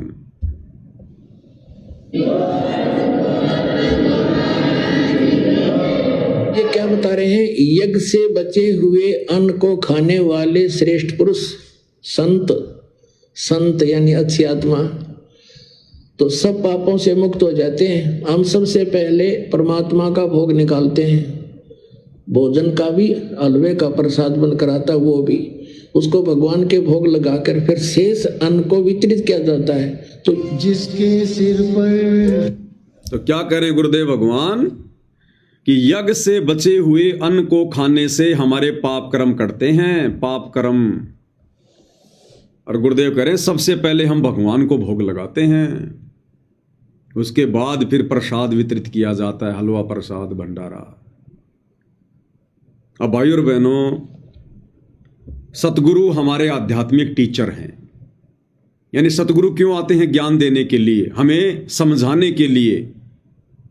तो सतगुरुदेव हमारे आध्यात्मिक टीचर हैं। और जो आश्रम होते हैं, आश्रम भाई और बहनों एक ट्रेनिंग सेंटर होते हैं, ट्रेनिंग सेंटर। और सतगुरु उस आश्रम में बैठकर हमें भक्ति क्रिया समझाते हैं, हमें ट्रेनिंग देते हैं कि तुमने क्या करना है, क्या नहीं करना है तुमने। तो सतगुरु ने हमें ट्रेनिंग दी कि भगवान को भोग कैसे लगाया जाता है। अब सतगुरु ने स्वयं तो कहा नहीं कि मैं भगवान हूं, और ना वो कहेंगे कि मैं भगवान हूं। अगर सीधा सीधा कहना था तो फिर ये तत्व ज्ञान देने की आवश्यकता ही नहीं पड़ती। तो 90% आत्माओं ने जो आश्रमों में बैठकर ट्रेनिंग ले रहे थे, उन्होंने सतगुरु की उस प्रक्रिया को कॉपी कर लिया, बुद्धि विवेक का इस्तेमाल नहीं किया जो करना चाहिए था। तो सतगुरु ने अपने आप को छुपाकर और गूगल से उठाई गई एक फोटो, जिसको दुनिया कहती है संत कबीर दास, वो दाढ़ी मूंछ वाली फोटो, उस फोटो को उठाकर गुरुदेव ने सामने रख दिया और कहा कि बच्चों ये कबीर भगवान है। और गीता जी अध्याय 3 श्लोक 13 के अनुसार हमने कबीर भगवान को भोग लगाकर ही अन्न जल ग्रहण करना चाहिए। भगवान को भोग लगने से फिर यह प्रसाद बन जाता है, इससे हमारे पाप कर्म नाश होते हैं। और जब जब समागम होता था और गुरुदेव भगवान हमें ट्रेनिंग दिया करते थे, तो 90% आत्माओं ने बुद्धि विवेक का इस्तेमाल ना करके और सतगुरु की बातों को ज्यों का त्यों कॉपी कर लिया और मान लिया कि ये कागज की फोटो ही कबीर है, ये कागज का टुकड़ा ही कबीर है, ये दाढ़ी मूछ वाली फोटो ही कबीर है। और उसी को कबीर मानकर सतगुरु से ट्रेनिंग लेकर और वैसी ही प्रक्रिया कर रहे हैं जैसा गुरुदेव किया करते थे। यानी जब जब कोई समागम होता था तब गुरुदेव भगवान भोग लगाया करते थे, बड़ी भोग की आरती के साथ। तो आश्रम वाले भाई बहनों ने भी प्रतिदिन भोग ना लगाकर और जब जब आश्रमों में कोई समागम होता है केवल उसी दिन भोग लगाते हैं। और बाकी दिन क्या खा रहे हो फिर? अरे चलो उस दिन तुम्हारा प्रसाद बन गया, तुमने भगवान को भोग लगा दिया, और बाकी दिन अपने घरों पर किसको भोग लगा रहे हो? अब कहेंगे भी गुरुजी ने कह रखा है अन्नदेव की आरती दे रखी है। अगर अन्नदेव की आरती ही भगवान को भोग लगाने की संपूर्ण विधि है तो भगवान फिर 42 मिनट की आरती के साथ में क्यों लगा रहा है? फिर सतगुरु हमें 42 मिनट की आरती के साथ में भोग लगाने की ट्रेनिंग क्यों दे रहे थे?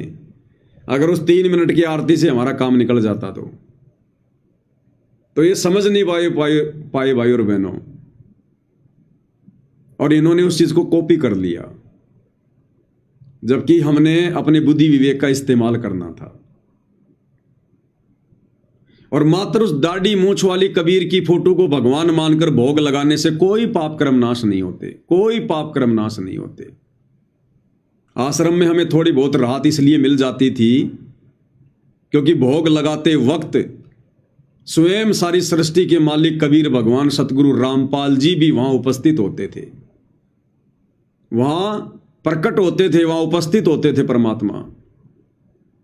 तो हालांकि हम तुच्छ बुद्धि जीवों का तो ध्यान उस कागज की फोटो पर ही रहता था कि ये है कबीर, हम तो इनको भोग लगा रहे हैं। लेकिन फिर भी वहां पर सतगुरु रामपाल जी परमेश्वर जी के प्रकट रहने मात्र से और वो जो अन्न था वो प्रसाद में तब्दील हो जाया करता था, यानी वो पाप नाशक बन जाता था। लेकिन वर्तमान में क्या कर रहे हैं भाई? वर्तमान में इन सतलोक आश्रमों में क्या हो रहा है? केवल समागम में भोग की आरती के साथ भोग लगता है, और भोग लगाया किसको जाता है? नकली कबीर को। उसी दाढ़ी मूछ वाली गूगल से उठाई गई फोटो को, ना जाने उस फोटो को किसी शराबी ने बनाया था, किसी मांसाहारी ने बनाया था, और उस कागज के टुकड़े को कबीर मानकर और इन आश्रमों में जब जब समागम होता है केवल उसी दिन भोग लगाया जाता है। अब भैया गुरुदेव भगवान ओरिजिनल कबीर, जिंदा कबीर वर्तमान में उन आश्रमों में नहीं है, हिसार जेल में बैठे हुए हैं।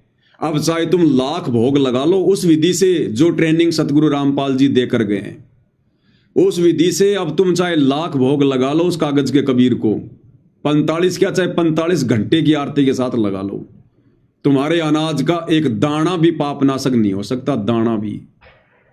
और नहीं हो रहा, इसीलिए सबको दुर्बुद्धि प्राप्त है, इसीलिए किसी की बुद्धि में बात आई नहीं रही। इसीलिए तो ये स्टेडियम वगैरह बनवा दिए, संगत विचार ही नहीं कर पा रही क्योंकि पापनाश नहीं हो रहे, बुद्धि ऑन नहीं हो रही। संगत को गुंडों की सीबीआई जांच में बैठा दिया जाता है क्योंकि संगत के पापनाश नहीं हुए। और भी जितने कुकर्म हैं, ज्ञान विरुद्ध भक्ति कर्म है, आप लोगों को बताते ही रहते हैं। अन्यथा भाई और बहनों, परमात्मा को भोग लगाने के बाद जो हम प्रसाद ग्रहण करते हैं उससे तो हमारे पापनाश होते हैं, हमारी उससे जो है बुद्धि खुलती है, हमें सद्बुद्धि आती है। फिर इन आश्रम वालों को क्यों नहीं आ रही? तो ना तो वर्तमान में गुरुदेव भगवान इन आश्रमों में मौजूद हैं, और ऊपर से उस कागज के कबीर को, नकली कबीर को भगवान समझकर भोग लगाया जा रहा है। और फिर वैसे ये लोग मर्यादाओं में नहीं है, गुरु के वचन में नहीं है, और अपने गुरु को ये परमात्मा मानते नहीं है। तो भाई और बहनों, इनको ये चाहे 8 सितंबर के दिन या जून के महीने में, चाहे किसी भी आश्रम में और कैसा भी भोग लगा लें, इनका वो धर्म यज्ञ संपूर्ण हो ही नहीं सकता। किसी भी कीमत पर इनके धार्मिक भंडारे सफल हो ही नहीं सकते। और सब लोग वो पाप का अन्न ही खा खा कर अपने आप को धन्य मानकर वहां से निकल जाते हैं। अब ये प्रोसीजर परमेश्वर ने शास्त्र अनुकूल सतभक्ति वाली साध संगतियों में शुरू करवाई है। यहां लग रहा है पूर्ण ब्रह्म परमात्मा जी को भोग, सत्सेवक भाई बहनों के द्वारा जो भोग लगाया जाता है, परमेश्वर कबीर जी को पहचान कर, अपने गुरु को ही कबीर भगवान मानकर हम सत्सेवक भाई बहनों का जो अन्न है वो पापनाशक हो रहा है। हमारे पाप कर्म कट रहे तेजी से, इसलिए हमें सद्बुद्धि आ रही है, सोचने समझने की परमेश्वर ने तर्क शक्ति दे रखी है। हम चिंतन मनन करते हैं क्योंकि हम परमेश्वर जी की विधि अनुसार सारे कार्य कर रहे हैं और कोई मर्यादा नहीं तोड़ते, गुरु को नाराज करने का मौका नहीं देते। इसलिए भाई और बहनों, जहां परमेश्वर ये बात कह रहे हैं कि पूर्ण परमेश्वर को भोग लगने के बाद यज्ञ से बचे हुए अन्न को ग्रहण करने से साधक के पाप नाश होते हैं, तो ये पाप नाश वर्तमान में भाई और बहनों आप और हमारे हो रहे हैं। क्या कह रहे हैं परमात्मा?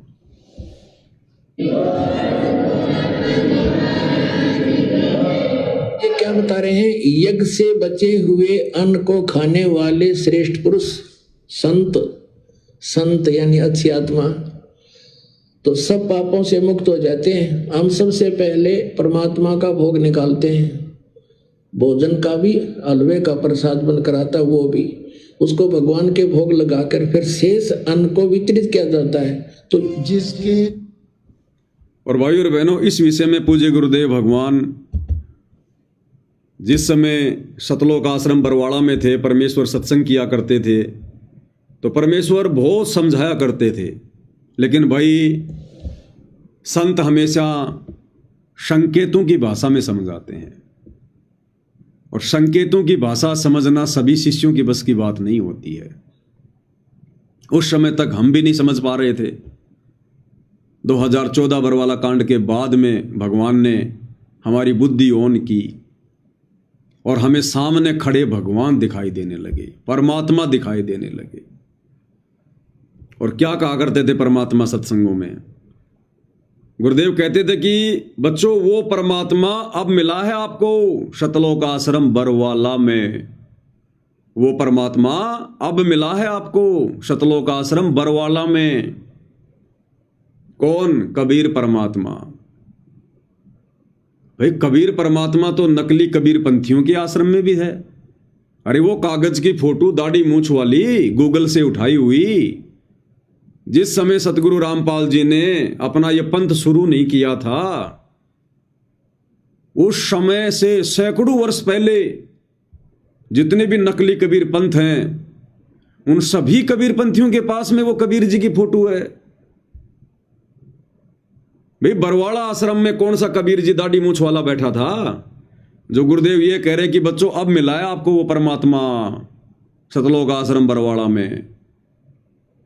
तो इसका मतलब वो दाढ़ी मूंछ वाली फोटो कबीर नहीं है, अन्यथा वो फोटो तो करोड़ों लोगों के घरों में है, सैकड़ों कबीर पंथियों के आश्रम में दीवारों से लटक रही है। लेकिन गुरुदेव कहते हैं अब मिला है आपको वो परमात्मा सतलोक आश्रम बरवाड़ा में। तो सतलोक आश्रम बरवाड़ा में कौन है फिर वो परमात्मा? अब ये नहीं कहेंगे कि बच्चों मैं हूं वो परमात्मा। तो संत संकेत ही किया करते हैं भाई और बहनों। क्या कह रहे हैं गुरुदेव? अब हम क्या करते हैं, जो दुखी आते हैं वो तो किसी के कहने सुनने से दुख आता है, जो ये सोचकर आता है कि चल देख लेते हैं वहां भी, उसको यहाँ राहत नहीं मिलेगी।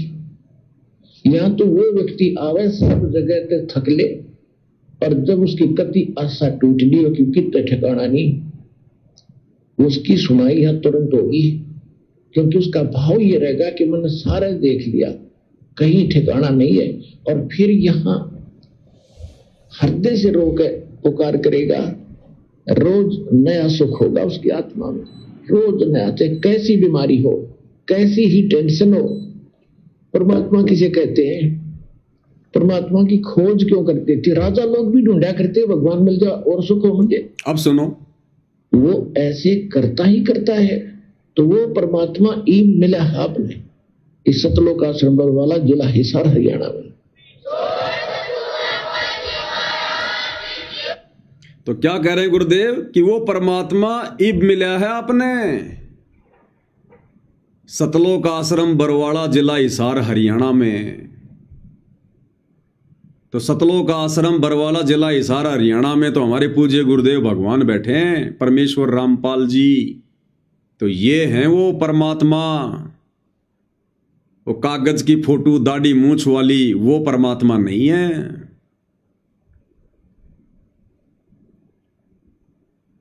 और गुरुदेव ने एक सत्संग में इसी बात को क्लियर किया है कि बच्चों हकीकत में जीना सीखो, यथार्थ में जीना सीखो, आंख खोल कर समझना सीखो। और परमेश्वर ने आम का उदाहरण देकर आम का उदाहरण देकर गुरुदेव भगवान ने इस छोटे से सत्संग में यह क्लियर कर दिया कि परमात्मा कौन है। क्या कह रहे हैं गुरुदेव भगवान, ध्यान से सुनिएगा। जैसे बच्चा स्कूल में पढ़ता है उसको दिखाते हैं आका आम, आका आम, अक्षर की जानकारी और साथ में आम का चित्र। अब बच्चा उसने बार बार देखा और फिर आम खाना चाहे, क्योंकि आम के गुण का ज्ञान बहुत मीठा होता है, फलों का राजा होता है, शरबत से भी मीठा होता है। तो खाने की इच्छा वो चाहे तो कैदा खोल के बैठ जाए, आम खाऊंगा। क्या कह रहे हैं परमात्मा? जैसे बच्चे को स्कूल में जानकारी दी जाती है, छोटे बच्चे को, कि आ से आम, आ से आम, आ अक्षर की जानकारी और आम की जानकारी, और साथ में फिर उस बच्चे को आम के गुणों से परिचित करवाया जाता है कि आम कितना मीठा होता है, आम फलों का राजा होता है। उस बच्चे को वो गुण बताए जाते हैं। अब वो नादान बच्चा क्या करता है, उस पुस्तक को खोल के, उस कायदे को खोल के जिसमें आम का चित्र है सुंदर, उसको खोल के बैठ जाए और कहे कि आम खाऊंगा। और मेरे जैसे तो कई छोटे छोटे बच्चे जब पढ़ा करते थे तो उस कायदे को खोल के आम की फोटो के बटका भी भर लिया करते थे यूं कि आम खाऊंगा, आम खाऊंगा। तो गुरुदेव भगवान कह रहे हैं कि आम ऐसे नहीं मिलेगा। फोटो वाले आम को खाने से पेट नहीं भरेगा, फोटो वाले भगवान को पूजने से पेट नहीं भरेगा, मुक्ति नहीं होगी, मोक्ष नहीं होगा। एक बार फिर से पूरा शुरू से सुनिए, फिर आगे समझाएंगे गुरुदेव। जैसे बच्चा स्कूल में पढ़ता है उसको दिखाते हैं आका आम, आका आम, अक्षर की जानकारी और साथ में आम का चित्र। जैसे हमें पूज्य गुरुदेव भगवान ने सतलोक आश्रम बरवाड़ा रूपी स्कूल में शास्त्रों को खोल खोल के, वेदों को खोल खोल के हमें बताया कि कबीर भगवान है, कबीर भगवान है। और एक दाढ़ी मूंछ वाली फोटो सामने रख दी कि ये है कबीर भगवान, ऐसा है कबीर भगवान। और यदि अब हम उस नादान बच्चे की तरह उसी कबीर की फोटो को ही भगवान मानकर पूजने लग जाएं, तो बताओ भाई और बहनों, फिर उस बच्चे में और हम भक्तों में फिर क्या अंतर हो गया? अरे गुरु ने तो फोटो दिखाकर, वेदों में कबीर का नाम दिखाकर हमें कबीर परमात्मा की जानकारी दी है। वो वेदों में लिखा हुआ वो कबीर है, वो अक्षर कबीर नहीं है। उस फोटो के अंदर जो दाढ़ी मूंछ वाली तस्वीर है वो कबीर नहीं है। उस कायदे में जो आम का चित्र है वो असल में आम नहीं है, वो तो आम का प्रतिबिंब है, उसकी एक परछाई है। हमें समझाने के लिए आम के गुणों से परिचित करवाने के लिए, और नादान बच्चा उस पुस्तक को खोल के उसके बटके भरने लग जाए कि आम खाऊंगा आम खाऊंगा, तो भैया बोलते रहो पूरी जिंदगी, उस फोटो में से वो आम निकल के बाहर नहीं आने वाला। क्या कह रहे हैं परमात्मा? जैसे बच्चा स्कूल में पढ़ता है, उसको दिखाते हैं आ का आम, आ का आम, आ अक्षर की जानकारी और साथ में आम का चित्र। अब बच्चा उसने बार बार देखे और फिर आम खाना चाहे, क्योंकि आम के गुण का ज्ञान बहुत मीठा होता है, फलों का राजा होता है, शरबत से भी मीठा होता है, तो खाने की इच्छा वो चाहे तो कैदा खोल के बैठ जाए, आम खाऊंगा। और कोई जानकार जिसने है वो कहा बेटा इसमें आम को ना। अब कोई जानकार है वो कहे बेटा इसमें आम को न्या, इस फोटो में आम को न्या, ये पुस्तक वाली फोटो में आम नहीं है। और फिर भी कहे नहीं नहीं, हमारे गुरुजी ने पढ़ाया है आ से आम, ये वाला आम है। इसी प्रकार हम अपने भगत भाई बहनों को जानकारी दे रहे हैं कि ये फोटो वाला कबीर आम नहीं है, ये भगवान नहीं है। और संगत वाले क्या कहते हैं, नहीं नहीं नहीं, गुरुजी ने बताया है ना, ये दाढ़ी मूछ वाला ही कबीर है, ये दाढ़ी मूछ वाला ही भगवान है। तो भाई और बहनों, उनकी बुद्धि तो उस नादान बच्चे की तरह है जो गुरुदेव भगवान कहते हैं कि अब वो बच्चा, जिस बच्चे को गुरु ने आम के गुण बताए, आम की फोटो दिखाई, और जो बच्चा उस कायदे को खोल के बैठ गया कि आम खाऊंगा, और कोई उसको समझाता कि बेटा ये आम नहीं है, आम प्राप्ति की विधि कुछ और है, ये तो समझाने के लिए तेरे को बताया गया। और वो कहे नहीं नहीं, हमारे गुरुजी ने यही बताया है। अच्छा वो चाहे तो कैदा खोल के बैठ जाता है, शरबत से भी मीठा होता है, तो खाने की इच्छा वो चाहे तो कैदा खोल के बैठ जाए, आम खाऊंगा। और कोई जानकार जिसने है वो कहा बेटा इसमें आम को ना, ये आम नहीं है इसमें, अग्नि ये आम है। मेरे गुरुजी बताया करते हो आपका आम, ये तो मूर्ति दिखाई तेरे को, भले पुरुष, ये किसने बहका दिया? हमारे गुरुजी बताया करते आ का आम ना, यो ही है। हमारे गुरुजी बताया करते आ का आम, तो वो कह रहा कि नादान ये तो मूर्ति है तेरे को समझाने के लिए।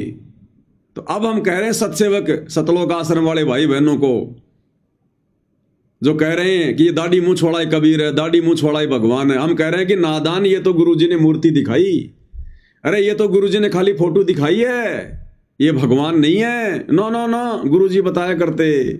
फिर से सुनो भाई और बहनों, क्योंकि आम के गुण का ज्ञान बहुत मीठा होता है, फलों का राजा होता है, शरबत से भी मीठा होता है, तो खाने की इच्छा वो चाहे तो कैदा खोल के बैठ जाए, आम खाऊंगा। और कोई जानकार जिसने है वो कहा बेटा इसमें आम को ना, ये आम नहीं है इसमें, अग्नि ये आम है। मेरे गुरुजी बताया करते हो आपका आम, ये तो मूर्ति दिखाई तेरे को, भले पुरुष, ये किसने बहका दिया? आम तो मंडी में मिला है और जेब में 20 रुपये हो और जब मिला, इस कैदे में आम नहीं है। इसी प्रकार पत्थर में परमात्मा, उस मंदिर में भगवान नहीं है, वहां उसका चित्र है, उसने 100 में देख सकते हो और लाख में देख सकते हो, आदर भी कर सकते हो, पर आत्म कल्याण को ना। जिस प्रकार आम खाने के लिए जेब में पैसे और मंडी में जाकर आम नाम से पुकारे, आपको पैसे के बदले में वो आम मिले, इसी प्रकार संतों के पास जाओ, अपने नाम ने दे और नाम की तुम कमाई करो, और उस धन के बदले में वो परमात्मा के जो गुण तुम गाया करते थे, सुना करते थे, वो आपको आभास हुआ, और फिर वो परमात्मा के गुण आपके सामने खड़े हो जाए, आपने सुख मिले। तो भाई और बहनों, इस प्रकार से समझाने में गुरुदेव भगवान ने उदाहरण दे देकर कोई कमी नहीं छोड़ी, लेकिन संगत ने भी ना समझी करने में कोई कसर नहीं छोड़ी। अरे गुरुदेव ने तो केवल हमें दिखाया वो चित्र, वो फोटो, कि भाई ये कबीर है, कबीर है। अगर गुरुजी उस दाढ़ी मूछ वाली फोटो को ये ना कहे कि ये कबीर नहीं है, तो हमारे मन में 100 शंका। हम कहेंगे गुरुजी कबीर जी कैसा है, कबीर जी कैसा था। अब गुरुजी कितनों को बताए कि कबीर कैसा था, कबीर कैसा है।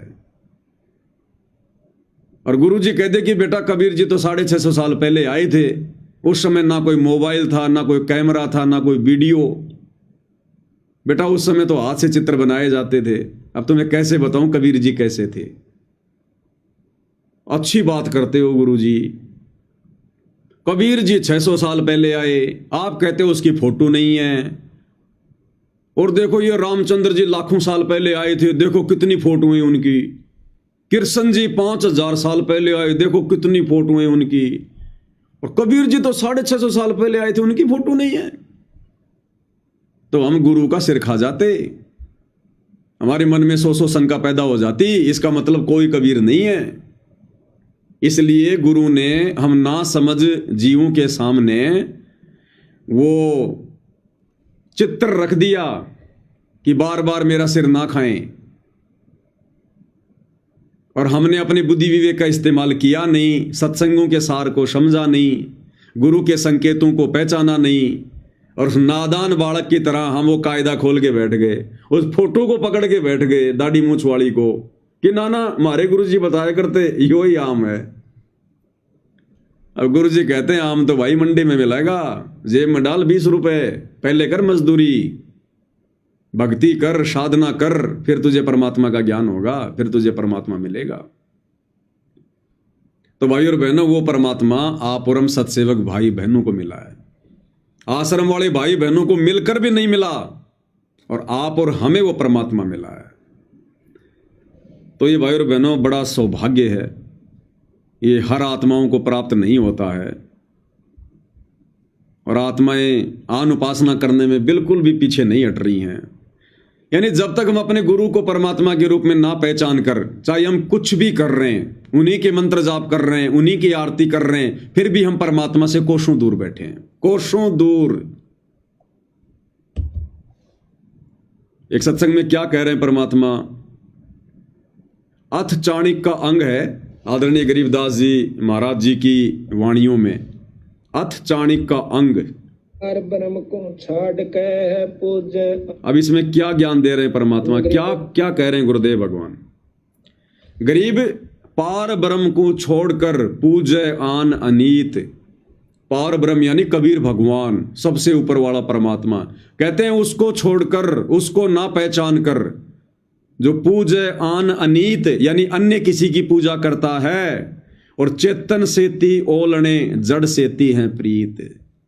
चेतन सेती ओलने, चेतन यानी जो वर्तमान में प्रकट है, जिंदा है, हमसे बातें करता है, हमारी बातें सुनता है, हमें भक्ति दे रहा है, आशीर्वाद दे रहा है, जो प्रकट है उसको कहते हैं चेतन। तो गुरुदेव कहते हैं चेतन सेती ओलने। ओलने यानी उससे पीठ किए बैठे हो, उससे अपना मुंह फेरे बैठे हो। चेतन सेती ओलने और जड़ सेती है प्रीत। और जड़ के साथ में तुमने प्रेम लगा रखा है। जड़ यानी फोटो, मूर्ति, जैसे दाढ़ी मूछ वाली कबीर जी की समझे जाने वाली वो मुर्दा फोटो, जड़ है वो, जो ना चलती, ना बोलती, ना बातें करती, ना उपदेश देती, ना ज्ञान सुनाती, ना आशीर्वाद देती। तो परमात्मा इस गंदे लोक की रीत बता रहे हैं कि पार ब्रह्म को छोड़कर पूजे आन अनीत। तो पार ब्रह्म तो सतगुरु रामपाल जी परमेश्वर हैं, चेतन परमात्मा। लेकिन ये नादान संगत पूजे आन अनीत। और चेतन सेती ओलने जड़ सेती हैं प्रीत। चेतन परमात्मा को तो अपना गुरु मान लिया, एक संत मान लिया, मां के गर्भ से जन्म लेकर आया हुआ एक जीव मान लिया। चेतन से तो ओलने और जड़ सेती है प्रीत। और मुर्दा फोटो को भगवान मान के उसके साथ में प्रेम लगा के बैठे हैं। गरीब पाहन सेती प्रीतड़ी और चेतन सेती दोष। पाहन सेती प्रीतड़ी, पाहन यानी पत्थर, क्योंकि जिस समय ये वाणियां लिखी गई थी उस समय ये कागज वागज पे फोटोएं नहीं होती थी। उस समय केवल मूर्तियां बनाई जाती थी मिट्टी से या फिर पत्थरों से। तो कहते पाहन सेती प्रीतड़ी यानी पत्थर के साथ तो तुम प्रेम लगा रहे हो, प्यार कर रहे हो, भगवान मान रहे हो। और चेतन सेती दोष, क्योंकि गरीबदास जी लोगों को ज्ञान दिया करते थे, तो गरीबदास जी में तो लोग सौ प्रकार के दोष देखा करते थे कि ये काहे का भगवान है, ये काहे का महात्मा है, हमारे गांव का छोरी का छोरा है, बावड़िया, गरीबू, ये काहे का परमात्मा है। तो गरीबदास जी कहते थे कि नादानो, मेरे साथ तो तुम लोग दोष कर रहे हो, मेरे में तो सौ तुम अवगुण देख रहे हो कि ये धोती कुर्ते वाला कहां से भगवान हो गया, कहां से ज्ञानी हो गया। और जा जाके उन पहाड़ों पे मंदिरों में पाहन से प्रीतड़ी पत्थरों के साथ तुम लगाव कर रहे हो। वो स्थिति वर्तमान में संगत की हो गई है। आज वर्तमान में संगत उस कागज की मुर्दा फोटो, कबीर जी की समझे जाने वाली फोटो को तो भगवान मान के उसको प्रगट दिवस मना रही है, उसको भोग लगा रही है। अभी इन आश्रमों में भी 6, 7, 8 तारीख का ये अवतरण दिवस मनाया जा रहा है। इनको इतनी भी सद्बुद्धि नहीं है कि नालायको, तुम अवतरण दिवस तो मना रहे हो अपने गुरु का और भोग लगा रहे हैं उस दाढ़ी मूंछ वाली नकली कबीर की फोटो को। तो गरीबदास जी की वाणियां इन लोगों पर फिट हो रही हैं कि पाहन सेती प्रीतड़ी और चेतन सेती दोष, कि अपने गुरु को मानुष मानकर तुम उसमें दोष देख रहे हो। यानी गुरु को मानुष मानना, गुरु में दोष देखना। ये गुरु भगवान नहीं है, गुरु परमात्मा नहीं है। और पाहन सेती प्रीतड़ी और कागज के टुकड़े के साथ में तुम प्रेम लगा के बैठे हो। दो जग धारा जाएंगे कदी न पावे मोख, कहते हैं वो तो नरक में जाएंगे, दो जग धारा में बहेंगे, नरक की धारा में बहेंगे, कदे न पावे मोख। वो आत्मा कभी भी मोक्ष प्राप्त नहीं कर सकती जो अपने गुरु को मानुष और एक मुर्दा निर्जीव फोटो को परमात्मा मानती है। गरीब पत्थर परमेश्वर कहे, यो जग अंधा बोर। गरीब पत्थर को परमेश्वर कहे, पत्थर को, फोटो को, मूर्ति को कहते हैं ये परमात्मा कह रहे हैं, परमेश्वर कह रहे हैं। जैसे सतलोक आश्रम वाले भाई बहन जून के महीने में उस पत्थर को, उस कागज के टुकड़े को परमेश्वर मानकर भोग लगा रहे हैं, पूज रहे हैं, कबीर प्रकट दिवस मना रहे हैं। यो जग अंधा बोर, ये सारा संसार अंधा है, बावड़ा है, निपट अंधा है ये। और साहिब पर सेवा नहीं, पहुंचेंगे किस ठोर। और जो असली साहिब है, असली मालिक है, असली कबीर है, परमेश्वर रामपाल जी कहते हैं उसकी तो इनसे पूजा नहीं होती, उनकी सेवा नहीं होती, उनकी पूजा नहीं करते ये। यानी ये अपने गुरु को, परमेश्वर रामपाल जी को भोग नहीं लगाते, उनकी आरती नहीं उतारते, उनको परमात्मा नहीं मानते। तो साहिब पे सेवा नहीं, वो पहुंचेंगे किस ठोर। कहां जाएंगे वो, कहां उनको स्थान होगा, कोई ठोर ठिकाना नहीं होगा, दोजख में जाएंगे। गरीब पत्थर को परमेश्वर कहे, बड़ा अंदेशा मोही, कि ये नादान दुनिया वाले जिंदा गुरु को परमात्मा ना मानकर, ना पहचान कर, और पत्थर को परमात्मा कह रहे हैं, एक फोटो को भगवान कह रहे हैं। कहते हैं पहुंचेंगे किस ठोर। गरीब पत्थर को परमेश्वर कहे, बड़ा अंदेशा मोही, कि मुझे बड़ा आश्चर्य हो रहा है, मुझे बड़ा अंदेशा है। गरीब पत्थर को परमेश्वर कहे, बड़ा अंदेशा मोही, और पारस से भेटा नहीं कैसे पलटे लो। पारस से परस्यानी, यानी उस पारस से तो संपर्क किया नहीं, जो पारस लोहे को भी कंचन बना दे, सोना बना दे, जीव को भी पीयू बना दे, जो परमात्मा कहते हैं उससे तो इनका परिचय नहीं, उस सच्चे सतगुरु से तो इनका मेल ही नहीं है। खाली उपदेश ले लिया, गुरु जी कह रहे हैं, लेकिन परमात्मा क्या कहते हैं कि बिन गुरु मिले मोहे न पाए। अब गुरु से मिलना क्या होता है, गुरुदेव ने बताया कि भाई गुरु से मिलना ये नहीं होता कि गुरु के पास आ जाओ, गुरु के साथ में रहो, गुरु के साथ में खाओ पियो, वो गुरु से मिलना नहीं होता। गुरु से एक रस हो जाना, गुरु को परमेश्वर मान लेना, गुरु को सर्वशक्तिमान मान लेना, हृदय से उनको भगवान मान लेना, ये होता गुरु से मेल। तो गरीबदास जी कह रहे हैं कि पारस से भेटा नहीं कैसे पलटे लो, कि तुम उस पारस रूपी परमात्मा परमेश्वर रामपाल जी से तुम्हारा भेंट नहीं है, तुम्हारा संपर्क नहीं है, तुम मन से नहीं मिले उनसे, उनमें दोष देख रहे हो मानुष मानकर। तो कहते हैं तुम्हारी आत्मा का कल्याण कैसे होगा, तुम्हारे हृदय में परिवर्तन कैसे होगा, तुम भगत कैसे बनोगे। गरीब पत्थर को परमेश्वर कहे, बड़ा अंदेशा मुझ, और शूली साकट दीजिए कहीं समझाऊं तुझ। कि जिंदा परमेश्वर के धरती पर रहते रहते, गुरु रूप में परमेश्वर कबीर जी के धरती पर रहते रहते, और कहते हैं लोग एक पत्थर के टुकड़े को भगवान मान रहे हैं, एक कागज के टुकड़े को भगवान मान रहे हैं, तो गरीबदास जी कहते हैं उनके साथ में क्या बनेगा? सूली साकट दीजिए ऐसी निकम्मी आत्मा को, ऐसे साकट को जो आंखों के सामने प्रकट भगवान को ना पहचान कर एक कागज के टुकड़े को भगवान मानकर पूज रहा है, पत्थरों को भगवान मानकर पूज रहा है। कहते हैं उसको तो सूली पे टांग देना चाहिए। कहीं समझाऊं तुझ, उसको तो सूली तोड़ देनी चाहिए ऐसी निकम्मी आत्मा को जो ऐसा गोल्डन चांस खो रहा है, गवा रहा है समय, अपने गुरु को परमात्मा के रूप में ना मानकर, ना पहचान कर। क्योंकि परमात्मा कबीर जी जब जब धरती पर आते हैं गुरु रूप में आते हैं। तो गरीबदास जी कहते हैं कि पत्थर को परमेश्वर कहें बड़ा अंदेशा मुझ, और शूली साकट दीजिए कह समझाऊं तुझे। अब गुरुदेव भगवान के मुख कमल से सुनते हैं परमात्मा ने क्या कहा है। गरीब पार ब्रह्म को छाड़ के पूज आन अनीते, बचेतन सेती ओलने और जड़ सेती है प्रीते। गुरु से संतों से तो दूर रहे और धाम पूजा पर राजी रहे। गरीब पाहन सेती प्रीतड़ी, चेतन सेती दो से, दो जगधारा जावेंगे वह कदे न पावे मोक्ष। गरीब पत्थर परमेश्वर कहे यो जग अंधा बोरे, साहेब पैसेवा नहीं वह पहुंचेंगे किस ठोरे। गरीब पत्थर परमेश्वर कहे बड़ा अंदेशा मोही, पारस से बैठा नहीं यो कैसे पलटे लोही।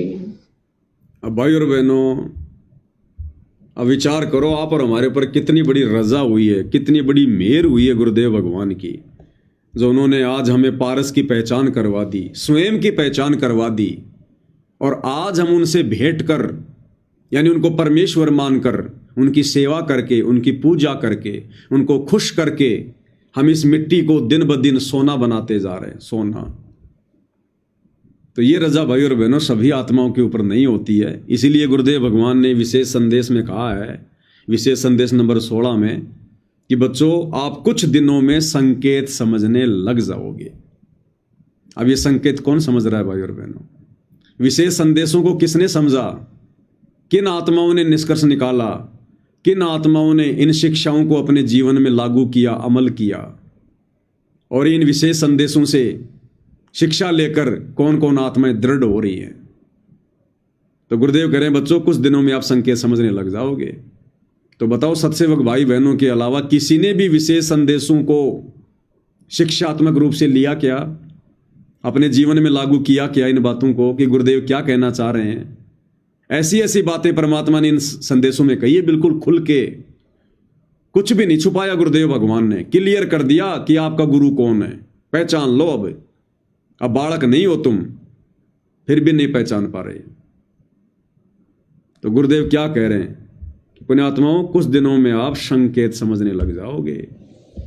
इब्राहिम सुल्तान दमका बंदी बन के चले गए, एक नौकरानी बन के चले गए। क्या पड़ा था उनको? कोरडे खाए, नौकर बने अपने बच्चे को नरक से निकालने के लिए। अब तुम बालक हो, बुद्धि छोटी है, बच्चे की बुद्धि इतना काम नहीं करती। इस ज्ञान से आपकी बुद्धि विकसित होगी। आप कुछ दिनों में संकेत समझने लग जाओगे। क्या कह रहे हैं गुरुदेव? आप कुछ दिनों में संकेत समझने लग जाओगे। कौन से संकेत? अरे सबसे बड़ा संकेत एक ही है, परमात्मा को पहचानना, परमेश्वर की पहचान करना। इससे बड़ा कोई संकेत नहीं हो रहा। तो गुरुदेव कह रहे हैं बच्चों कुछ दिनों में तुम संकेत समझने लग जाओगे। यानी गुरुदेव कह रहे हैं कि बच्चों मैंने अपना माथा पचाने की जरूरत नहीं पड़ेगी।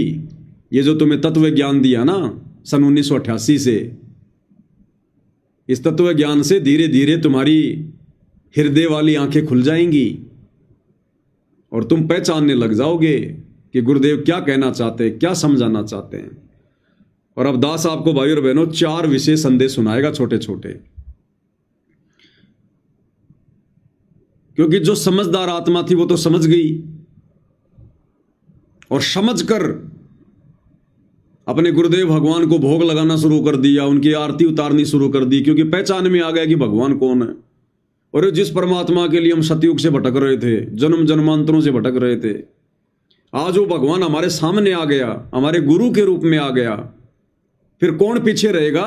कौन मनहूस होगा फिर, जो कागज के टुकड़ों को पूजेगा अपने गुरु को छोड़कर, दुनिया के बोध दिवस मनाएगा, दुनिया के प्रगट दिवस मनाएगा अपने गुरु के सतगुरु प्रगट दिवस को छोड़कर। तो परमेश्वर की जो नेक आत्माएं हैं, सतसेवक भाई बहन, उन्होंने पहचाना, और उन आश्रम वालों के लिए परमात्मा ने फिर भी खुल के बताया, लेकिन फिर भी भाई और बहनों वो नहीं समझ पाए।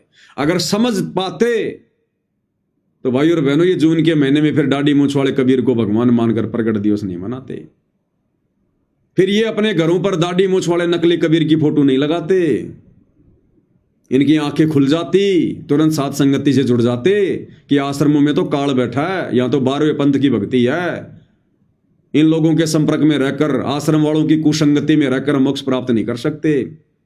लेकिन भाई और बहनों, आंखें नहीं खुल रही। तो परमेश्वर ने कितनी कोशिश की है, और क्या कह रहे हैं परमात्मा। ये विशेष संदेश है, विशेष संदेश नंबर 69। और गुरुदेव भगवान ने मजबूरन इतना ज्ञान देने के बाद भी, जब परमात्मा ने देखा कि सत्सेवकों के अलावा तुझे कोई नहीं पहचान रहा, तो गुरुदेव भगवान अंत में यह कह रहे हैं कि मैं कौन हूं, ये दास कौन है, तुम बालक हो, इसलिए तुम्हें बार बार पहचान करवाई जा रही है। क्या कह रहे हैं परमात्मा? साधो से ती बस करिए चोरा नाल खुशाल, मल अखाड़ा जीतेंगे ये युग युग के बाल। आप यही आत्मा हो, ऐसे गुजर कर आए हो। आप दास जो कह रहा है, ये समझ लो मैं कौन हूं, ये दास कौन है। आप बालक को इसलिए बार बार पहचान बतानी पड़ती है, तो कोटो मध्य कोई नहीं रह दूसरा, अरबों में कोई गर्क सुनो। गुरुदेव कह रहे हैं आप बालक हो अभी, ये दास कौन है, मैं कौन हूं, तुम्हें बार बार पहचान करवाई जा रही है। कोट्यों मध्य कोई नहीं रे झुमक रहा, अरबों में कोई एक सुनो रे झुमक रहा। अरबों में कहते हैं उन करोड़ों में तो कोई नहीं है, और अरबों में कोई एक है। यानी आज पूरे विश्व की जनसंख्या अरबों में है, 800 अरब, 8 अरब या कितनी है। तो गुरुदेव कह रहे हैं कि अरबों में कोई एक, यानी पूरे विश्व में केवल तुम्हारा गुरु ही है एक, वो जो तुम्हारी आत्मा का कल्याण करवा सकता है, और आत्मा का कल्याण तो परमात्मा ही करवा सकता है। तो गुरुदेव कह रहे हैं तुम्हें पहचान करवाई जा रही है, लेकिन तुम नहीं समझ पा रहे। फिर एक सत्संग में गुरुदेव भगवान क्या कह रहे हैं कि पहले तुम तो समझो, फिर बाकियों को भी पहचान करवाएंगे। अब समझ लो मेरा बेटा बेटियों, इसने बने बढ़ाए ने खोइयो मत ना। बढ़ना बड़ा कठिन है, खोना तो आसान है। और उस धड़ी की कृपा देखो, उस परम पिता की कितने नेक, कितनी प्यारी आत्मा हुआ, कहां से अमृत पिला रहा आपको अपने भगवान ने। तुम तो पहचान लो, बाकियों को पहचान हम करावांगे, क्योंकि वो भी उसी के बच्चे। क्या कह रहे हैं गुरुदेव कि अपने भगवान को तुम तो पहचान लो, बाकियों को भी फिर पहचान करवाएंगे, क्योंकि वो भी परमात्मा के बच्चे हैं। तो भाई और बहनों, सत्सेवक भाई बहन तो विशेष संदेश आने से पहले समझ गए थे। सत्सेवक भाई बहन तो विशेष संदेश आने से पहले ही गुरु को परमात्मा मानकर भक्ति कर रहे हैं। ये विशेष संदेश आने से पहले ही हमने फोटो फाटुएं फाड़ दी थी। हम कब से गुरुदेव भगवान को परमात्मा मान के भोग लगा रहे हैं। हमने कब से इन आश्रमों में जाना छोड़ दिया, कब से हमने वो दाढ़ी मूंछ वाले कबीर को परमात्मा मानना छोड़ दिया। तो हमारे लिए नहीं करे गुरुदेव, सत्सेवकों के लिए, इन आश्रम वालों के लिए कह रहे हैं कि तुम तो पहचान लो। यानी अभी तक तुम पहचान नहीं पाए कि भगवान कौन है। अब आश्रम वाले कहेंगे भाई हम क्यों नहीं पहचान पाए, कबीर भगवान है, कबीर भगवान है। अगर तुम पहचान गए होते उस कबीर को, तो आज गुरुजी ने हिसार जेल जाकर यह बात बोलने की जरूरत नहीं थी कि पहले तुम तो पहचान लो। तो क्या गुरुजी को भी नहीं पता क्या? लेकिन गुरुजी को पता है कि इन्होंने कबीर तो पहचान लिया, लेकिन दाढ़ी मूंछ वाले के रूप में। इन आश्रम वालों को यह तो पता चल गया कि कबीर भगवान है, लेकिन ये दाढ़ी मूंछ वाले को पहचाने कि ये दाढ़ी मूंछ वाली फोटो है कबीर। इसलिए गुरुजी कह रहे हैं कि पहले तुम तो पहचानो कि रियल कबीर कौन है, वर्तमान में असली कबीर कौन है। इसलिए गुरुदेव कह रहे हैं, अन्यथा आश्रम वाले तो सब जानते हैं कि भैया कबीर कौन है। किसी से पूछो कि भाई कबीर कौन है, सब कहेंगे परमात्मा है, भगवान है। तो फिर गुरुजी क्यों कह रहे हैं कि पहले तुम तो पहचानो। तो गुरुजी देख रहे हैं कि नादानों ने उस दाढ़ी मूंछ वाली फोटो को कबीर मान लिया, ये अपने गुरु को कबीर के रूप में नहीं पहचान रहे। तो कह रहे पहले तुम तो पहचानो, फिर बाकी दुनिया वालों को भी पहचान करवाएंगे, क्योंकि वो भी परमात्मा के ही बच्चे हैं। फिर से सुनो, अब समझ लो मेरा बेटा बेटियों, इसने बने बढ़ाए न खोइयो मत ना। बढ़ना बड़ा कठिन है, खोना तो आसान है।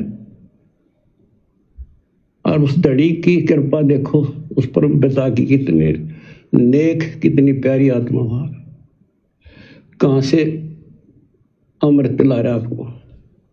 अपने भगवान ने तुम तो पहचान लो, बाकियों को पहचान हम करावांगे, क्योंकि वो भी उसी के बच्चे। अपने भगवान ने तुम तो पहचान लो, बाकियों को पहचान हम करावांगे, क्योंकि वो भी उसी के बच्चे। अपने भगवान ने तुम तो पहचान लो, बाकियों को पहचान हम करावांगे, क्योंकि वो भी उसी के बच्चे। सब सहयोग दो, परमार्थ करो, परमार्थ में हानि का देरी होती है। तो गुरुदेव भगवान को हिसार जेल जाने के बाद भी, 30 साल से ज्ञान देने के बाद भी, आज भी आश्रम वाले भाई बहनों को समझाने के लिए बोलना पड़ रहा है कि तुम तो अपने भगवान को पहचान लो। यानी अभी तक आश्रम वाले भाई बहनों ने नहीं पहचाना कि रियल में कबीर कौन है, अन्यथा गुरुदेव को यह बात बोलने की क्या आवश्यकता थी। और एक विशेष संदेश में तो गुरुदेव ने बिल्कुल क्लियर, क्या मूर्ख से मूर्ख व्यक्ति भी समझ जाए, मूर्ख से मूर्ख की वर्तमान में हमारे गुरुदेव कौन है।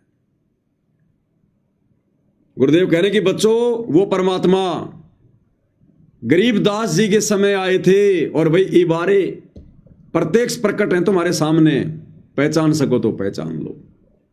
बिल्कुल क्लियर संदेश है भाई और बहनों। इसके बाद भी अगर कोई नहीं समझा तो भाई और बहनों फिर वो समझेंगे भी नहीं। इन विशेष संदेशों को सुनकर और साध संगति के माध्यम से गुरुदेव भगवान ने इन्हीं विशेष संदेशों पर जो वीडियो बनवाए हैं, उनको सुनकर भी ये आश्रम वाले नहीं समझ पा रहे। इसका मतलब ये आगे गुरुदेव के आने के बाद भी उनको परमात्मा नहीं मानेंगे। इसलिए दास कह रहा भाई और बहनों, ये 12वें पंथ की भक्ति है, और ये लोग इस मनुष्य जीवन में अपना आत्म कल्याण नहीं करवा पाएंगे। क्या कह रहे मालिक? क्या बताते हैं? उत्तर दक्षिण पूर्व पश्चिम फिरता दाने दाने लो, और सर्व कला सतगुरु साहिब की। हरि आए हरियाणे। गरीबदास जी के समय आए थे। गरीबदास जी के समय आए थे। बारे भाई प्रगट सामने था, ये बारे पहचाने जात पहचान लियो। गरीबदास जी के समय आए थे। बारे भाई प्रगट सामने था, पहचाने जात पहचान लियो। तो गरीबदास जी के समय कौन आए थे? गरीबदास जी के गुरु जिंदा बाबा। कौन जिंदा बाबा? कबीर जी। और कह रहे भाई ये बारे थारे सामने प्रत्यक्ष प्रकट, पहचान सको तो पहचान लो। अब बताओ इससे ज्यादा क्लियर मैसेज और क्या देंगे गुरुदेव? अरे हम गधे थोड़ी हैं, फिर इंसान है ना। अब भी नहीं समझेंगे कि गरीबदास जी के समय आए थे और ये बारे भाई प्रत्यक्ष प्रकट तुम्हारे सामने, पहचान सको तो पहचान लो। फिर भी ये नादान संगत नहीं पहचान रही, फिर भी नहीं पहचान रही। ये विशेष संदेश आए हुए 2 साल हो गई, और इन दिनों जो इनका ये समागम चल रहा है इन सतलोक आश्रमों में, अवतरण दिवस मना रहे हैं अपने गुरु का, और भोग लगा रहे हैं दाढ़ी मूंछ वाले नकली कबीर को।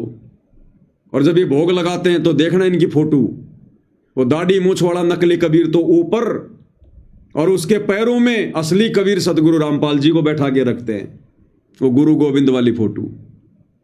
तो भाई और बहनों, ये बाद में भी नहीं समझेंगे। गरीबदास जी के समय आए थे। बारे भाई प्रगट सामने था, पहचाने जात पहचान लियो। इसीलिए परमात्मा ने फिर अंत में एक संदेश में कहा कि मैं तुम्हारा भगवान हूं, मुझे पहचान लो, नहीं तो यो खाओगा था ना काल। क्या कह रहे परमात्मा? और बच्चों तुम उस प्रोसेस से गुजर के आ चुके हो, इसने खराब ना करियो, फिर ना बढ़ाइयो दाता की इस टेंशन को। तो कैसे खड़े हो बाप सारी बालिक, कैसे रो रहे हैं खुदा के, सब कुछ बता रहा, और पाप आत्मा हम मानते नहीं, और ज्ञान भरा हमारे अंदर का पता नहीं, और विद्वान बन जाते हैं। मैं रोवत हूं सृष्टि को, सृष्टि रोवत मोहे, गरीबदास इस वियोग को समझ सके ना कोई। मैं तुम्हें रो रहा हूं, मैं थारा भगवान हूं, मैं थारा पिता हूं। पिछाड़ो मन खाओगा तेरी दुरुक्ति कर रखी तुम्हारी आंचों, तेरी पकारा क्या पंडित बन गया था, मैं कुत्ता बन गया छोड़ दे। ओह मैं तुम्हें रो रहा हूं, मैं थारा भगवान हूं, मैं थारा पिता हूं। पिछाड़ो मन खाओगा तेरी दुरुक्ति कर रखी तुम्हारी आंचों, तेरी पकारा क्या पंडित बन गया था, मैं कुत्ता बन गया छोड़ दे। ओह मैं तुम्हें रो रहा हूं, मैं थारा भगवान हूं, मैं थारा पिता हूं। पिछाड़ो मन खाओगा तेरी दुरुक्ति कर रखी तुम्हारी आंचों, तेरी पकारा क्या पंडित बन गया था, मैं कुत्ता बन गया छोड़ दे। ओह और देखो कैसे ढंग से निकाल रहा के काल का विधान भी बना रहे, मेरा वचन भी बना रहे, मेरे बच्चे भी मेरी शरण आ जाए तो निकालते। काल का विधान भी बना रहे, मेरा वचन भी बना रहे। कौन सा काल का विधान? कि परमात्मा आप नीचे जाओगे, आप केवल अपना ज्ञान देना, जबरदस्ती किसी के साथ मत करना। तो गुरुजी संकेतों में अपनी जानकारी दे रहे हैं कि मेरा विधान भी बना रहे, मेरा वचन भी ना टूटे, और कह रहे मैं तुम्हारा भगवान हूं, मैं तुम्हारा परमात्मा हूं, तुम्हारा बाप हूं, पहचान लो मुझे, नहीं तो काल था ना खाएगा, थारी दुर्गति करेगा। अब संगत यदि पहचान गई होती उस कबीर भगवान को, तो आज गुरुजी ने रो रो कर ये बातें नहीं बोलनी पड़ती कि पहचान लो। इसका मतलब अभी तक संगत नहीं पहचान पाई कि कबीर कौन है। संगत केवल दाढ़ी मूछ वाली फोटो को कबीर मान रही है, अपने गुरु को कबीर नहीं मान रही। इसलिए गुरुजी कह रहे हैं कि पहचान लो मने, नहीं तो थारी दुर्गति करोगे यो काल। एक बार फिर से सुन लो पूरा। और बच्चों तुम उस प्रोसेस से गुजर के आ चुके हो, इसने खराब ना करियो, फिर ना बढ़ाइयो दाता की इस टेंशन को। तो कैसे खड़े हो बाप सारी बालिक, कैसे रो रहे हैं खुदा के, सब कुछ बता रहा, और पाप आत्मा हम मानते नहीं, और ज्ञान भरा हमारे अंदर का पता नहीं, और विद्वान बन जाते हैं। मैं रोवत हूं सृष्टि को, सृष्टि रोवत मोहे, गरीबदास इस वियोग को समझ सके ना कोई। मैं तुम्हें रो रहा हूं, मैं थारा भगवान हूं, मैं थारा पिता हूं। पिछाड़ो मन खाओगा तेरी दुरुक्ति कर रखी तुम्हारी आंचों, तेरी पकारा क्या पंडित बन गया था, मैं कुत्ता बन गया छोड़ दे। ओह मैं तुम्हें रो रहा हूं, मैं थारा भगवान हूं, मैं थारा पिता हूं। पिछाड़ो मन खाओगा तेरी दुरुक्ति कर रखी तुम्हारी आंचों, तेरी पकारा क्या पंडित बन गया था, मैं कुत्ता बन गया छोड़ दे। ओह मैं तुम्हें रो रहा हूं, मैं थारा भगवान हूं, मैं थारा पिता हूं। पिछाड़ो मन खाओगा तेरी दुरुक्ति कर रखी तुम्हारी आंचों, तेरी पकारा क्या पंडित बन गया था, मैं कुत्ता बन गया छोड़ दे। ओह और देखो कैसे ढंग से निकाल रहा के काल का विधान भी बना रहे, मेरा वचन भी बना रहे, मेरे बच्चे भी मेरी शरण आ जाए तो निकालते। मैं रोवत हूं सृष्टि को, सृष्टि रोवत मोहे। तुम भगवान भगवान करते फिरते हो, मुझे रो रहे हो, सुखदाई भगवान का है, इसका साइड है, तुम भगवान मान रहे हो, और मैं तुम्हारे लिए रो रहा हूं, मेरे बच्चे थारी प्रगति हो रही, आंख खोलो। गरीबदास किस वियोग को समझ न सकता को, चार युगन में हम ठहरे, मैं पल में छिप जाऊं।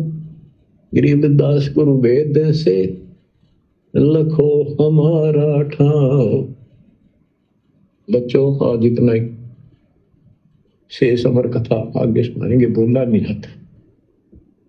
परमात्मा आपको सद्बुद्धि दे, अकल को लतारी कित पछे बैठे माचे आटो 2 दिन का सांग है यो, पता नहीं कद फूक निकल जाएगी, कुत्ता बना के छोड़ देगा, सारे ठाट दरिया दे जाएंगे। उस समय निकालो, मालिक ने रजा बख्शी कहाँ से बख्श रखी है तुम्हारे ऊपर, कैसी दया करिए, कोई बालक नहीं है वो, ताकि तुम्हें फिर से दर्द करे, तुम्हारा जीवन बचे, तुम्हें मोक्ष मिले। सच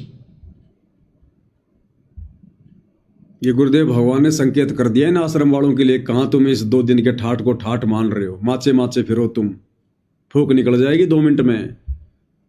कहाँ तुम इन राजनेताओं के पीछे दौड़ रहे हो, मनमानियां कर रहे हो, मर्यादा तोड़ रहे हो, गुरु को नाराज कर रहे हो, संगत के दान के ऊपर आराम के टोक तोड़ रहे हो, मौज मस्ती कर रहे हो। संगत को भी मस्ती चाहिए, और संगत तुम्हें मस्ती करवाने के लिए खुल के तुम कुपात्रों को ज्योति पाठ और दान का पैसा दे रही है। तो गुरु जी कहते हैं कहाँ माचे माचे फिर रहे हो, कहाँ तुम इस ठाठ बाट को मान रहे हो, 2 मिनट में फूक निकल जाएगी, कहीं कुत्ता बना के छोड़ देगा। ये क्या कह रहे मालिक? मैं पल में छिप जाऊं गरीबदास गुरु वेद से, लखो हमारा ठाव। बच्चों आज इतना ही, शेष अमर कथा आगे सुनाएंगे, बोला नहीं जाता। परमात्मा आपको सद्बुद्धि दे, अकल को लतारी कित पछे बैठे माचे आटो 2 दिन का सांग है यो, पता नहीं कद फूक निकल जाएगी, कुत्ता बना के छोड़ देगा, सारे ठाट दरिया दे जाएंगे। उस समय निकालो, मालिक ने रजा बख्शी कहाँ से बख्श रखी है तुम्हारे ऊपर, कैसी दया करिए, कोई बालक नहीं है वो, ताकि तुम्हें फिर से दर्द करे, तुम्हारा जीवन बचे, तुम्हें मोक्ष मिले। सच तो भाई और बहनों, असीम रजा गुरुदेव भगवान ने आप और हम तुच्छ बुद्धि जीव सत्सेवकों के ऊपर बख्शी हुई है। ये रजा भाई और बहनों युगों युगों पर्यंत होती है, युगों युगों पर्यंत। ये कोई सामान्य बात नहीं है। एक ही गुरु, एक ही ज्ञान, गुरु ने कोई भेदभाव नहीं किया, और आज वो लाखों की संगत काल की गोद में बैठी है, झूठे सुख को सुख मान के। उन्हें पता ही नहीं हम क्या कर रहे हैं, किस दिशा में जा रहे हैं, बिल्कुल बेहोश है, बिल्कुल बेहोश। और इधर साथ संगति से गुरुदेव भगवान ने अलग से अपना 13वां यथार्थ कबीरपंथ शुरू करवा कर, और आप और हम आत्माओं को कैसी सद्बुद्धि दे रखी है। आप और हम दिन प्रतिदिन भक्ति मार्ग पर कितना आगे बढ़ रहे हैं। ये सामान्य बात नहीं भाई और बहनों, सामान्य बात नहीं है। तो हमने अपने गुरुदेव भगवान की असीम रजा को, मेहर को इसी प्रकार से बना के रखना है, और हमने अपने गुरु को ही प्रसन्न करना है। और गुरु को प्रसन्न करने के लिए, भक्ति सफल करने के लिए जो भी हमने कुर्बानी देनी पड़ेगी। गुरु किसी का शीश नहीं लेता, गुरु किसी का मकान नहीं लेता, किसी का धन नहीं लेता। गुरु केवल हमसे ये चाहता कि मेरे वचन पर चलें, और जो बुराइयां हैं उन बुराइयों को ये त्यागें, और भक्ति मार्ग पर दृढ़ होकर, विश्वास करके गुरु वचन पर अटल होकर चलें। किसी के बहकावे में ना आए, कोई लोकलाज में ना आए, कोई शर्मा शर्मी में ना आए, किसी के दबाव में ना आए। चाहे घर छोड़ना पड़े, चाहे संपत्ति छोड़नी पड़े, 1 सेकंड में ठोकर मार दे। अगर किसी का बाप करोड़पति है और सतगुरु रामपाल जी की भक्ति से यदि वो ना खुश है, और कह रहा है कि बेटा यदि तूने भक्ति अगर करनी है तो मेरी संपत्ति से बाहर हो जा, इस मकान से बाहर चला जा, उसी समय बिना सोचे समझे कि ले थूकता हूं मैं तेरी संपत्ति पर, तो मार इसके ऊपर सांप की तरह लौट पलटे। मैं तो ये चला, मेरी संपत्ति तो मेरा गुरु है, मेरी भक्ति है। इतना हमारे अंदर विश्वास, इतना दृढ़ विश्वास है, तब जाकर ये परमात्मा फिर अपना आशीर्वाद बख्शेगा। इतनी दृढ़ता चाहिए। ये नश्वर संपत्ति हमने बिल्कुल ठोकर पे रख के चलनी है, ठोकर पे। असली धन, असली संपत्ति हमारा भगवान, हमारी भक्ति है, मर्यादा है। तो जब समय अगर आ जाए, ऐसी भी अगर नौबत आ जाए, तो सोचना नहीं, फिर विचार नहीं करना, किसी को फोन करके नहीं पूछना कि भगत जी क्या करूं। परमात्मा ने सब बता रखा, तुम्हें भी पता है, और फिर भी तुम संशय में हो, तो फिर यह भी कमजोरी है। इस नश्वर संपत्ति को अपने ठोकर पे रख के चलो अगर भक्ति सफल करनी है तो। जब भी आदेश हो जाए, फुटबॉल की तरह ठोकर मार दो कि जाओ, ले जाओ, खाओ पियो, ऐस करो। हमें देने वाला हमारा सतगुरु है। तब भाई और बहनों, परमात्मा अपना समझेगा फिर। तो भाइयों और बहनों, सतगुरु महिमा में आज केवल इतना ही। इसी प्रकार से हम पूज्य गुरुदेव भगवान के आशीर्वाद से थोड़ी थोड़ी जानकारी प्राप्त करते हुए प्रतिदिन जैसे भी परमात्मा हमें मौका दें, भक्ति मार्ग पर हम आगे बढ़ते रहें और हमारा ये जो समय है ये इसी प्रकार से व्यतीत हो जाए गुरुदेव भगवान के बाहर आने तक। और परमात्मा भी यही चाहते हैं कि ये आत्माएं किसी न किसी बहाने इस भक्ति मार्ग पर लगी रहें, इस मन शैतान को मौका ना दें, अन्यथा जरा भी हम लापरवाही बरतेंगे, इधर उधर की बातें करेंगे, तुरंत इस शैतान रूपी मन का दाव लग जाएगा और कहीं न कहीं हमारी ये मर्यादा तुड़वा देगा। इसलिए पूज्य गुरुदेव भगवान ने हम सत्संगों पर विशेष रजा बख्शी है। हमें परमात्मा ने इतनी भक्ति क्रिया दे दी, इतनी भक्ति क्रिया दे दी कि हमें पड़ोसी से बात करने की भी फुर्सत नहीं है, पड़ोसी से भी बात करने की फुर्सत नहीं है। तो ये गुरुदेव भगवान की विशेष रजा है, जो सात संगति के माध्यम से परमात्मा ने हमें बिल्कुल लपेट के रखा हुआ है। जरा भी मौका इस शैतान रूपी मन को परमात्मा नहीं दे रहे। तो भाइयों और बहनों, हमने इस रजा को इसी प्रकार से बना के रखना है। ये रजा युगों युगों के बाद होती है, युगों युगों के बाद है। तो भाइयों और बहनों, कल परमेश्वर जी का इस धरती पर जो प्राकट्य दिवस है, कल वो दिन है।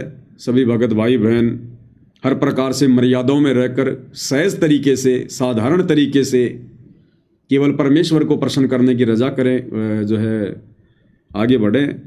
और गुरुदेव भगवान से हम ये भी अर्ज करें, अरदास करें कि हे परमेश्वर, यदि आप उचित समझो तो आप तो सर्वशक्तिमान हो, दयालु हो। हे परमेश्वर, हम नीचों पर रहम करते हुए यदि आप उचित समझें तो परमेश्वर आप अपनी लीला को समेट कर हम नीचों के बीच में आने की दया कीजिए। परमात्मा, आपके बिना हमारा सब कुछ अधूरा है। परमेश्वर, हम जी जरूर रहे हैं, लेकिन परमात्मा हमारा जी, हमारी जान हमारे अंदर नहीं है। आपके बिना बिल्कुल सूने सूने हैं, अधूरे हैं परमेश्वर। तो अपने मनी मन में या जैसा भी है, आप गुरुदेव भगवान से जरूर प्रार्थना करें कि परमेश्वर, आप तो कुछ भी कर सकते हो परमात्मा, आप तो गागर में सागर भर सकते हो परमात्मा, आप तो राई का पहाड़ पहाड़ से राई बना सकते हो परमेश्वर। आपका सामर्थ्य, इसका कोई वारन पार नहीं है। ये परमेश्वर, हम आपसे प्रार्थना करते हैं।